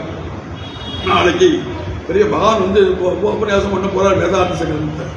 வேதாந்த சங்கிரகத்தை சொல்கிறார், அசேஷ சித் வஸ்து சேஷினாம் சேஷதாயினே நிர்மதானந்த கல்யாணிதையே விட்டமே மகான் மங்கள ஸ்லோகம் ஆரம்பிச்சு அசேஷ சித் அசித் வஸ்து சேஷினாம், ஒரு சித்து அசித்து இல்லாம எல்லாத்துக்கும் சேஷிதான் தான் அப்படி விட்டார். சேஷதாயினே, ஏன்னா எனக்கு ஆதிசேஷன் அவன் இருக்கான், கூடவே இருக்கான். அவன் இருக்கச்சே நான் மேல இருக்கேன், ஆட்டோமேட்டிக்கா அவன் சேஷபூதன், நான் சேஷன்னு தெரியலாம். அதனாலே நிர்மல ஆனந்த கல்யாணத்தையே, கல்யாண குணங்களை உடவே நிர்மலே கெட்ட குணங்கள் இல்லாதவன். அதனால் ரெண்டும் போய் நீங்க தோந்துட்டுங்க. சேஷ விஷ்ணவே நமகா அப்படின்னு சொல்றார். இது வேதாந்த சங்கிரகம்னு பேர் இருக்கு. வேதாந்த சங்கிரகம் வேதங்களுக்கு அர்த்தத்திலேயே சுருக்கம் என்று பொருள். ஆனா பாஷ்யக்காரரோ யாராலும் சொல்றார், இதுக்கு வேற அர்த்தம் கொடுத்தார். வேதாந்த அர்த்த சங்கிரகம், வேதாந்தத்துடைய எண்டாயிருக்கிற உபனிஷத்தினுடைய சங்கிரகம், அதனுடைய அர்த்த சங்கிரகம். ஏன்னா உபனிஷத் வாக்கியங்கள் எடுத்துதான் சொல்ல போறாரு சுவாமி. நிறைய வேதங்களுடைய உபனிஷத் வாக்கியங்களை எடுத்து சொல்ல போறதில்ல, சில வாக்கியங்களை மட்டும், முக்கியமான வாக்கியங்களை மட்டும் எடுத்து அது சொல்ல போறாரு. சில வாக்கியங்களை மட்டும் எடுத்து சொல்ல போறாரு. ஏன்னாக்க எது நம்மோட சித்தாந்தத்துக்கும் வேற சித்தாந்தத்துக்கும் மாறுபட்டு இருக்கும், அந்த மாறுபட்ட கருத்தை மாற்றணுங்கிறதுக்காக சொன்னார். அப்பேற்பட்டா வேதாந்த சங்கிரகம் இருக்கு. இதுல ஆரம்பிச்சேயே மாயாவாதிகள் சொல்ற அத்வைதியை பிடிக்கிறார், ஒரு கைப்பிடி பிடிக்கிறார். ஏன்னா விஷயம் தெரியாதவன 4 அடி அடிச்சு உட்காந்து வச்சு சொல்லி வச்சா தெரிஞ்சுடுவாங்க. இதான் படுறா மூடனா இருந்தா கூட அவனை சொல்லி கிள்ளி ஏதாவது பண்ணி விடலாம். தெரிஞ்சும் தெரியாத மாதிரி தூங்கி இருக்கிறவனை ஏமாற்ற முடியுமாடா, எழுத்த முடியுமாடா?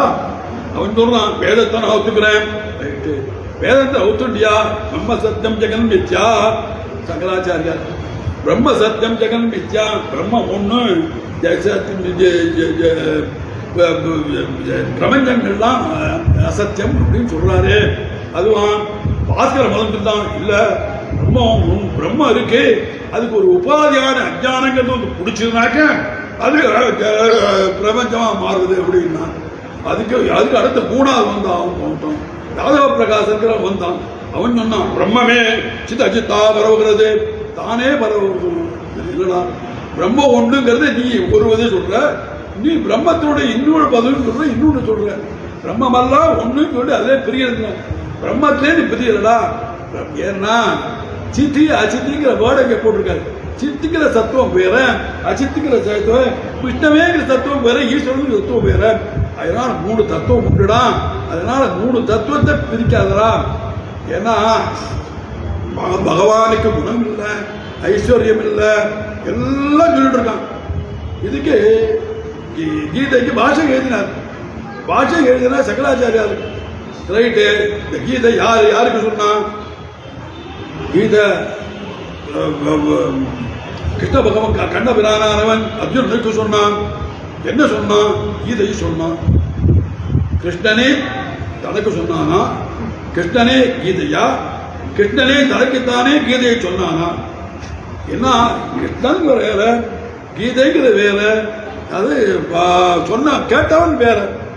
அதனால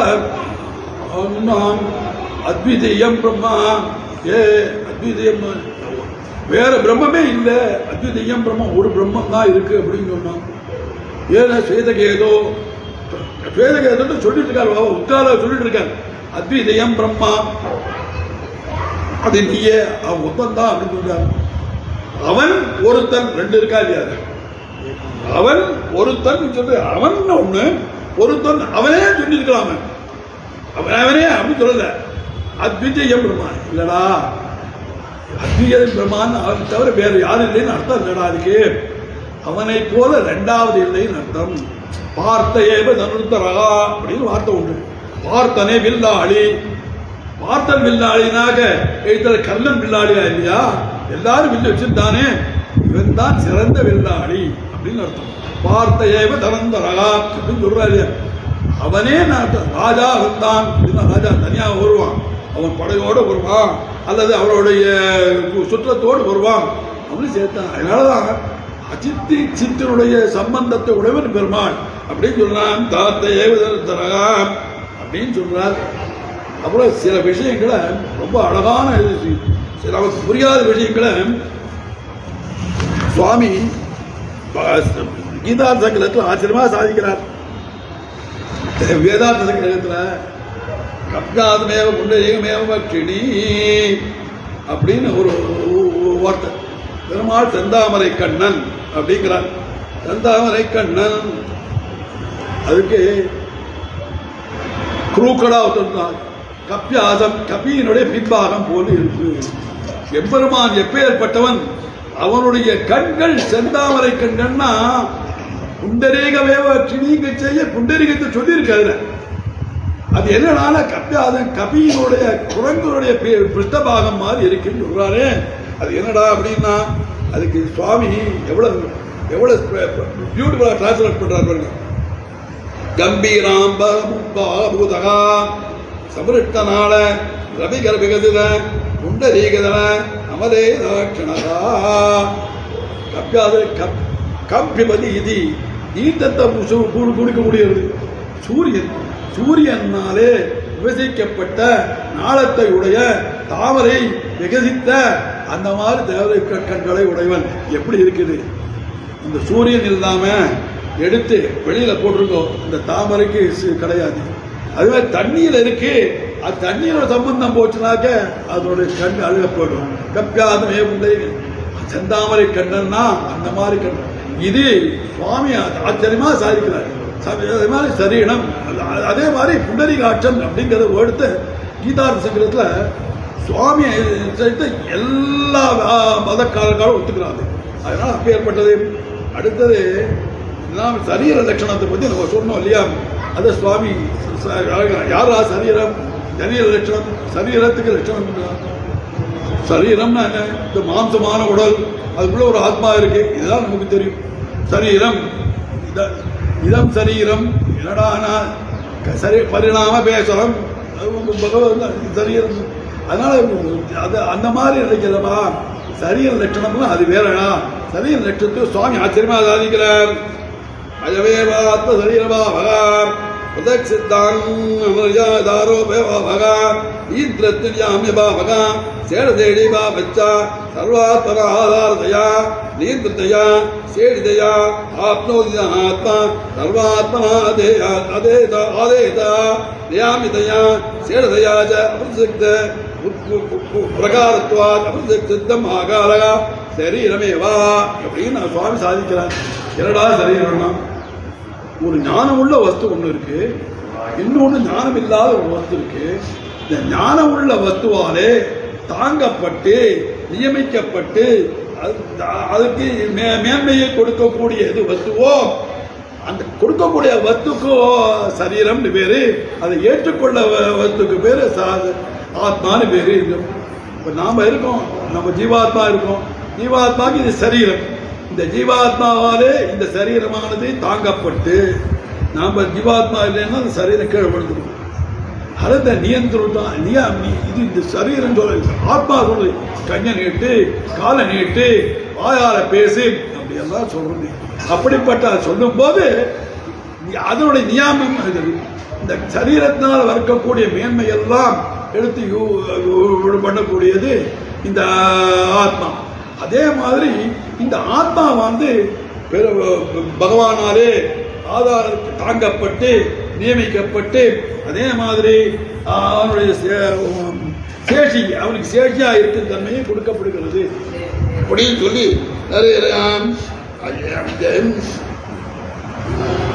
அத்வைதத்தை கண்டுபிடிச்ச தத்துவமசி ஸ்வேதகேதோ அந்த அத்வைதத்தை முடிச்சிருந்தாங்க. முன்னாடி சொல்லியிருக்கணும். அது தத்துவமசி ஸ்வேதகேதோ அப்படிங்கிறார். ஸ்வேதகேதோ அதுதான் தத்துவமசி, அது நீயாயிருக்கிறாய். தது துவமசி, அது நீயாயிருக்கிறாய். ததிர் ஒண்ணு தொம்புற ஒண்ணுடா, நீ ஏன்டா அத்வைதம் பேசுறேன்னு கேட்டான். பாஷக்காரர் கேட்குறாரு, தீன்னு சொல்கிறேன், தொம்முன்னு சொல்கிறேன், அது நீ அப்படின்னு சொல்ல கூட, நீயா இருக்கிறாய், தொம் அசின்னு வேறு சொல்கிறார், தொம் அசி அதுவே நீயா இருக்கிறான்னு சொல்கிறாரு, அது நியாயம் இல்லை அப்படின்னு சொல்லி ஒழிச்சுட்டார் வேதார்த்தம். அடுத்தது கத்தியத்திரயம். கத்தியத்திரயம் தெரியாதா? எல்லாருக்கும் கத்தியத்திரயம் எங்கே போனாலும் ஒலிக்கிறது. சுவாமி கத்தியத்திரயம் பண்ணார். இன்னைக்கு ஒவ்வொரு கோவிலுக்கும் ஒவ்வொரு கிரகத்திலையும் கத்தியத்திரயம் சொல்லிட்டு இருக்காங்க. கத்தியத்திரயங்கிறது சரணாகதி கத்தியம், ஸ்ரீரங்க கத்தியம், ஸ்ரீ வைகுண்ட கத்தியம் இருக்கு. இந்த கத்தியத்தை ராகத்தோடு பாடினா சாவியமாக இருக்கும், கேட்கறது ரொம்ப நல்லா இருக்கும், ஆச்சரியமாக இருக்கும். சுவாமி சரணாகதி கத்தியம் பண்ணார். சரணாகதித்தை ஜெயிக்கடா பண்ணார்னார். நான் கீதா பாஷ்யத்தை பக்தி யோகத்தை வக்கமாக பண்ணேன். இப்போ பிரபத்திக்கு அங்கி பிரபத்தியான பண்ணி காமிக்கிறேன். தானே சரணாகதி பண்ணுறார் சுவாமி, தானே சரணாகதி பண்ணுறார். ஏண்டா பங்குனி உத்திரத்தை மட்டும் சரணாகதி பண்ணார் கேட்டான். வேண்டாண்ணா, பிராட்டியும் பெருமாளும் சேர்ந்து இருக்கிற ஒரு நாள், அது ஒரு நாள் தான். பங்குனி உத்திரத்தை அன்னைக்கு ஒரு நாள் தான் ரங்கநாதன் ரங்கநாச்சியாரும் பங்குனி உத்திர மண்டபத்தில் ஒரே நாள் தான் சேர்த்தி. 50 நாள் தாயார் சந்தி உள்ள போவார், சேர்ந்து மாட்டார், வந்துடுவார், சுற்றி ரவுண்ட் அடிச்சு வந்துடுவார். பெருமாள் தாயார் ஒரு நாள் தான் பர்மிஷன் கொடுத்துருக்கான், இது எங்க பக்கத்தில் உட்காந்துக்கலாம்னு சொல்லிட்டு பார்த்தார் பெருமாள். பாஷக்காரர் இன்னைக்கு தான் சரியான டை, என்ன சரணாகதி பண்ண போறேன், சரணாகதி பண்ணச்சே பாட்டி இருக்கச்சே பெருமாள் மாற்ற முடியாத தலையார், அசைக்க முடியாது, அதனால பண்ண போறேன்னு உடனே ஸ்ரீபத்தியை பண்ண போறேன். ஆனால் அதை கம்ப்ளீட்டா ஒரு சம்பாஷணையாவே வச்சுட்டார். பெருமாளோடு நேராக பேசுறார், ரங்கநாதனோடு பேசுறார், ரங்கநாயகியோடு பேசுறார். அவர் பரம சந்தோஷம். லக்ஷ்மி பதே பதே யோதோ புரா சமஜனஸ்தம் வாச்சியம் பிரகாத பரமம் பிரகத்தியம் சம்பாத ஏழ சரணாகதி மந்திரசாரகா.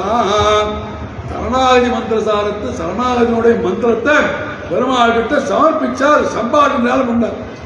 பெருமாளோடு பேசினவர்கள்லாம் திருக்கச்சின்கள்லாம் பேசியிருக்காரு, இவரெல்லாம் பேசியிருக்காரு, சுவாமி தேசியம் பேசியிருக்காரு, வாதிகன் நேரையே பேசுறாரு.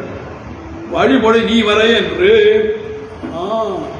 தேவநாதன் போனார். எங்கடா திருவேந்திபுரத்தில் போனார். திருவேந்திபுரத்தில் பெருமாளை பார்த்தார், தோத்திரங்கள்லாம் பண்ணார், எல்லாம் பண்ணார். ஏண்டா நீ ஏண்டா பண்ற அப்படின்னு கேட்கிறியானா, வழி வரை நீ மொழி என்று. ஏய் வேதாந்த தேசிகன் பேரை ரங்கநாதன் கூப்பிட்டான், நீ என்ன செய்யணும் தெரியுமா, மலையை சொல்லணும்டா எனக்கு அப்படி என்று அவன் சொன்னான். பெருமாள் நேர சொன்னான். பெருமாள் சுவாமி தேசிகன் அதே மாதிரி சம்பாதத்தில் பண்ணிட்டு இருக்காரு. பண்ணச்சே முதல்ல என்ன செய்யறாருன்னா ஸ்ரீபிரபத்தியை பண்ணி விட்டு தான் பெருமாள்கிட்ட போகணும். ஏன்னா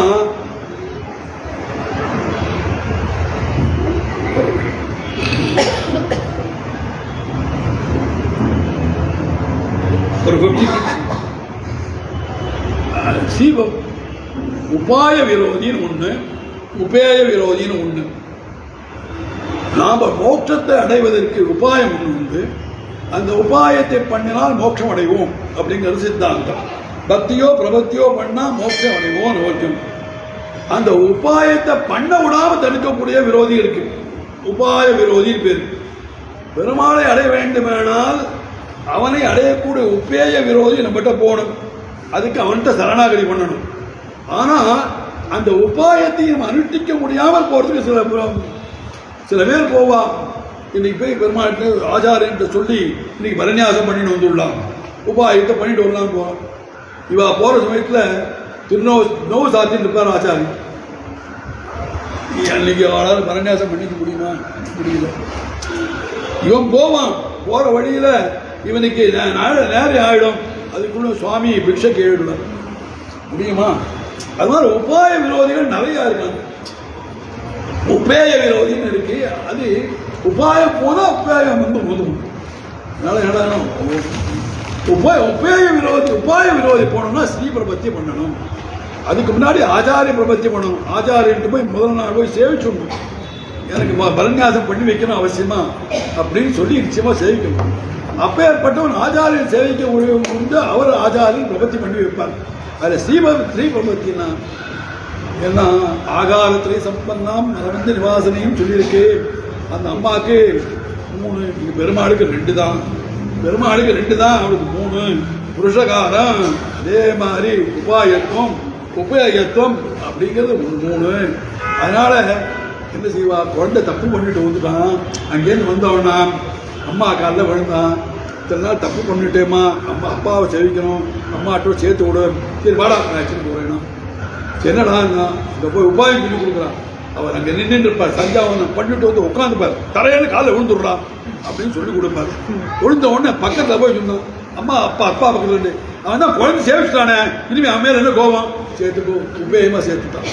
உபாயம் புருஷகாரம், உபாயம் 3 ரூபாய். அதனால உபாய விரோதி போகணும்னாக்க ஸ்ரீ பிரவத்தி அவசியம் பண்ணணும். அதனாலதான் சுவாமி ஆரம்பிக்கிறே சரணாகதி கட்சி ஆரம்பிக்கிறே சொல்றாரு, முதல்ல ஸ்ரீ பிரபத்தி பண்ணிவிட்டு அதுக்கப்புறம் தான் இது கொடுக்குறார். அவரு இது தாயார்கிட்ட தன்னுடைய விண்ணப்பத்தை சொல்ல போறார். பகவன் நாராயண விமரூப ஸ்வரூபரூப குணபைஸ்வர்ய வித்யானவதிகதஞ்ஞேய கல்யாண குணகணாம் பத்மவனாலயாம் பகவதீம் ஸ்ரீயம் தேவீம் நித்யானபாயினீம் நரபத்யாம் தேவதேவ திவ்யமொழியும் அகில ஜெகன்மாதரம் அதன்மாதரம் அதன் தரண்யாம் அல்லது தரணகா சரணவகம் பிரமத்தியே. பாட்டிய சரணாகதி பண்ணணும். எதை வச்சுக்கிட்டா சரணாகதி பண்ணணும்னா அவனுடைய கல்யாண குணங்கள் இருக்குடா. அத்தனை கல்யாண குணங்களே சொல்றேன்னா என்னடா, அசங்கேய கல்யாண குணங்களாம், கல்யாண குணங்கள் இருக்குடா. பத்மவனாலயாம் பகவதி 6 குணங்கள் அவளுக்கும் உண்டுடா. பகவானுக்கு மட்டும் இல்லடா, அவளுக்கும் உண்டு. ஸ்ரீயம் தேவி நித்யானபாயினி, எப்போது பெருமாள் விட்டு பிரிய மாட்டாடா. நிரவத்யாம் தேவதேவி ஜெகமொழியும் அகில ஜெகன்மாதரம் ஜெகன்மாதரம் எல்லாருக்கும் இருந்தாலும் எனக்கு அம்மா எல்லாருக்கும் அம்மா. 4 பேர் 10-15 பேர் குழந்தைகள் பெற்றிருப்பாவா. ஒவ்வொரு குழந்தைங்க எனக்கு அம்மா எங்க அம்மான்னு சொல்லணும். இத்தனை பேருக்கு அம்மாவா இருக்கும். எங்க அம்மா குழந்தை ஒட்டிக்கும். அதனால ஆத்மன்மா தரம் அசரண்ய சரண்யா, எனக்கு கதி இல்லையடா. அனந்த சரணா சரணமகம் பிரபத்யே.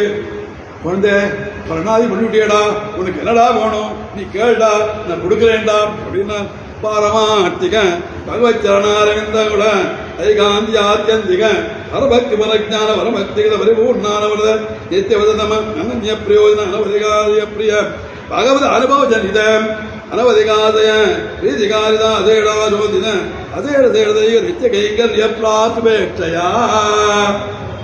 பெருமாள்கிட்ட ஒரு க்ஷணம் கூட விடாம கைங்கரியம் பண்ணணும். அதை பண்ண பிரேட்சையா எதிர்பார்த்து கொண்டு பரமார்த்திகை பகவத் சரணாரி இந்த சரணாகதிக்கு அதை எதிர்பார்த்து பகவானுடைய திருவடியில போய் நான் சரணாகதி பண்ண போறேன். பகவத் சரணாகதிக்கு அதாவத்திதான் விரதாத்துமே. அது வேணுமா, அது உன்னால் தானமா சொல்ல முடியும், நீ செஞ்சு கொடுமா அப்படிங்கிறார். உடனே சொல்றார், அத்துதே கைவதம்பம் தம்பத்யதே. தாயாருடைய ஸ்ரீமுக பாசுரம்னு வருதுங்க. தாயாருடைய ஸ்ரீமுகம் அத்துதே, அப்படியே ஆகட்டும். நீ சரணாகதி பண்ணி சரணாகதி ஏற்றுட்டேன், சரணாகதிக்கு என்ன பலன் கேட்டு அது அப்படியே ஆகட்டும். இது அதனால மேல சரணாகதி கட்சியத்தை ஆரம்பித்தார். சரணாகம் பிரபத்தியே கண்டினியூவா சொல்லிட்டே போனார். அதுக்கப்புறம் சரணாகதியை விட்டார். அதுக்கப்புறம் அதுல பெருமாள் சொல்றார், நீ சரணாகதி பண்ணிட்டோடா ராமோதுர்நாவிவாடிதே நான் சகல தேவ பிரபன்னாயா தவாதியா அது எல்லாம் நான் தாண்டா சொன்னேன், உனக்காக தாண்டா சொன்னேன் அப்படின்னார். அப்படி சொல்லிட்டு உடனே சொன்னார், பாரமாற்றே ஜெய்வகாரையா. அதுக்கப்புறம் சொன்னார், அவர் மனசுக்கு திருப்தி ஆச்சு. பெருமாளை மறுபடியும் ஸ்தோத்திரம் பண்ணுவோம் அப்படின்ட்டு சந்தோஷத்தை திருப்பி ஞாபகம். அதே ரங்கநாதருக்கு மறுபடியும் சொல்றார், ஏன்டா ரங்கநாதா நீ செஞ்சடா, எனக்கு என்ன சொன்ன பரமாத்தனை தம்மேம நகா துவமேவ ஜெய்வகாரையா. ஸ்ரீரங்க கத்தியத்தை முடிக்க சொல்கிறார், என்னுடைய மனசு உங்கள்கிட்டயே தாண்டா இருக்கணும், உன்னை விட்டு எங்கேயும் போகக்கூடாது. அதனால தான் கடைசி வரலும் அங்கேயே போகிறார். தானான ஜென்மேனி அங்கே தான் இருக்கு, வேற எங்கேயும் போல. அந்த பாஷக்காரர் அங்கே தான் இருக்கார். அப்பேற்பட்ட விடயம் அப்படியே ரங்க கத்தியத்தில் சொல்றார். அடுத்தது வைகுண்ட கத்தியம். வைகுண்ட கத்தியம் ஏண்டா சொல்லணும்னார். பெருமான் என்ன சொன்னார், 10வது அத்தியாயத்தில் தன் ஐஸ்வர்யத்தை பற்றெல்லாம் சொன்னார் பகவத்கீதையில. நான் இதில் இருக்கேன், இதற்கும் அதானா மார்க்க ஜெயிஷோத்மி அவசியம் எல்லாம் சொன்னார். எல்லா ஐஸ்வர்யம் நான் இருக்கேன். ஏண்டான்னா என்கிட்ட இவ்வளவு இருக்குன்னு சொன்னா என் மேல பக்தி ஜாஸ்தி வரும் உனக்கு. ஏன்னா என்கிட்ட மோட்சம் கொடுக்குற அளவுக்கு எனக்கு எல்லாம் இருக்குன்னு சொன்னா உனக்கு என்னை பத்தி ஒரு தரித்திரன்ட்ட போய் நான் தரித்திரம் இருக்கேன்னு கொடுத்து சொல்லுவான், நான் நன்னா என்ன வேணா கேளு, மோட்சம் கேளு, மோட்சம் கேட்டா நான் கொடுக்குறேன் உனக்கு அப்படின்னு சொல்லக்கூடிய அளவுக்கு அந்த சொன்னார். உடனே 11வது அத்தியாயத்தில் அது ஐஸ்வர்யத்தை அந்த காபி அப்படின்னு உடனே பெருமாள் காமிச்சார். என்ன திவ்யம் சக்ஷு ததாமி கடுத்து பார்த்தார். அதே மாதிரி வைகுண்டம் எப்படி இருக்குமாடா, ஆச்சரியமான இடம்டா. அந்த ரத்னத்தினால உள்ள தடாகங்கள் இருக்கலாம், அங்கே பட்சிகள்லாம் இருக்கலாம், எல்லாம் அப்ராகிருதமே எல்லாம் பெருமாள் இப்படி இருப்பார்களா. அவருடைய விர நூடி முதற்கொண்டு சொல்லிட்டு இருக்காரு. வைனதேயர் இருப்பாடாம், எனக்கு ஜாலியாக வைனதேயர்கிட்ட கொடுத்துட்டு நீ பார்த்து கூடான்னு சொல்ல வேண்டாம். லக்ஷ்மி சகாசீனம் பக்கத்தில் லக்ஷ்மி உட்காந்துருப்பாடா. ரொம்ப சந்தோஷம். நீ என்ன செய்யணும் தெரியுமா, அங்கே போய் தாக பரிசாமி உனக்கு கைங்கறி எப்படா செய்ய போறேன், உனக்கு எப்படா செய்ய போறேன் கேளுடா. உனக்கு சேவிக்கணும், திருப்பி சேவிக்கணும். அதனால தான் நம்மளாம் 2 தடவை சேவிக்கிறோம், 3 தடவை சேவிக்கிறோம். ஏன்னா புனப்புன உத்தாய புனப்புணம் ஞான் அப்படின்னு சொல்ற. அவர்தான் நமக்கு சர்வாயமா சீதா பகவான் சொல்றார். சந்தோஷம்டா, வைகுண்டத்துக்கு வந்துட்டேடா, உன்னை நான் அழைச்சிக்க போறேன்டா, சர்வா இங்கே இருடா, உனக்கு அமிர்தத்தை கொடுக்குறேன்டா, இந்த அமிர்தமான இந்த வாழ்க்கை நன்னா நடத்துவேடா, ஆச்சரியமா இருக்கட்டும்டா அப்படின்னு ஆசீர்வாதம் பண்றார். இந்த கத்தியத்திரயத்தை காலட்சேபமாக நாங்கள் சொல்லியிருக்கோம், ஒரு 3-4 மாதம் நம்ம சொல்லியிருக்கோம். அதனால கத்தியத்திரயத்திற்கு கத்திய பாஷ்யம்னு சுவாமி தேசிகன் எழுதுறது ஆச்சரியமான விஷயம். கத்திய பாஷ்யம் ரொம்ப ஃபர்ஸ்ட் கிளாஸாக இருக்கும். அதில் ரொம்ப ஆச்சரியமான விஷயத்தில் சாதிக்கிறார். ஏதோ கொஞ்சம் இருந்தால் மட்டும் மேலே சொல்ல போகணும். சுவாமியினுடைய கடைசி கிரந்தம் நித்திய கிரந்தம், ஆன்மீக கிரந்தம். ஆன்மீக தினம் நாம் என்னென்ன செய்யணும், காலம்புரை எழுந்திருந்ததுலேருந்து சாதிக்கணும் என்ன செய்யணும் அப்படின்னு சொல்றார். அதான் சர்வேகாஞ்சனோ பகவத் ஆராதன பிரயோகம் வக்ஷாமி.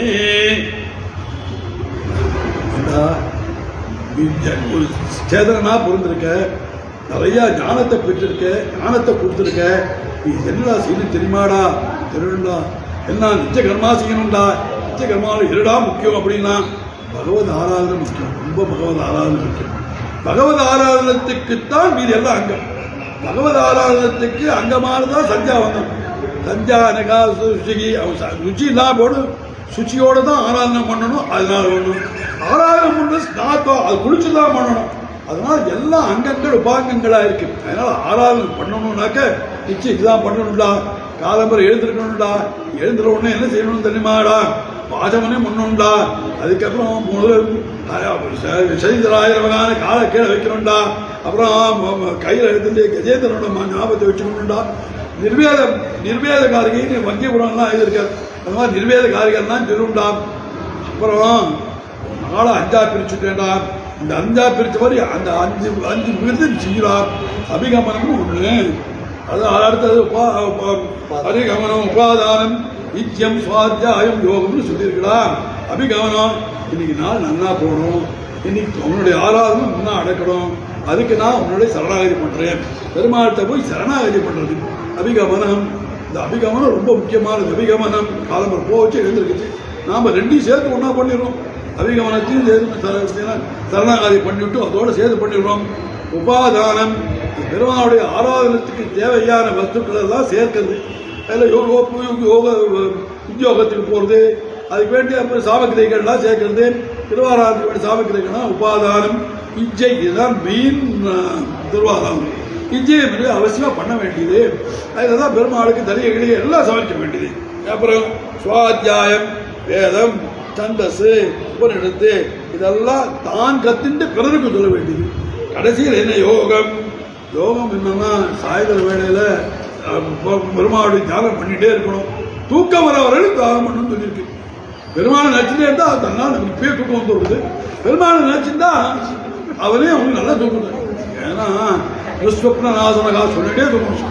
படுத்துக்கிறது கூட துஸ்வப்னநாசனகா கெட்ட சொப்னங்கள்லாம் வராமல் இருக்கணும் அப்படிங்கிறது நல்லா நித்ராத்தோ அது என்ன அனுகூலத்தோ அனுகூலமாக இருக்கட்டும் அப்படின்னு பிரார்த்தனை பண்ணிட்டும் அவர் ஒவ்வொரு ஆனால் நித்திய கிரந்தத்தை ஃபுல்லாக படித்தா நம்ம பயந்து ஓடி வந்துடுவோம். சுவாமியார் அவ்வளவான கடினமான விஷயத்தெல்லாம் சொல்லியிருக்கார்.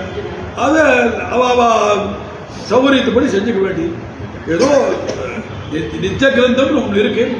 ஆனால் அந்த நித்திய கிரந்தத்தை வச்சுட்டு தான் வைஷ்ணவ தசரியெல்லாம் சுவாமி பண்ணி வச்சிருக்காரு. அதனால் அது அவசியம் பண்ணி அதை மொத்தம் ஆச்சாரியர்கள் பகவத் பாகவதருடைய அனுகிரகத்தோட ஏதோ அடியேனுக்கு கபோல கல்பிதம் இல்லை, ஒன்றும் தொண்ணு தெரியாது.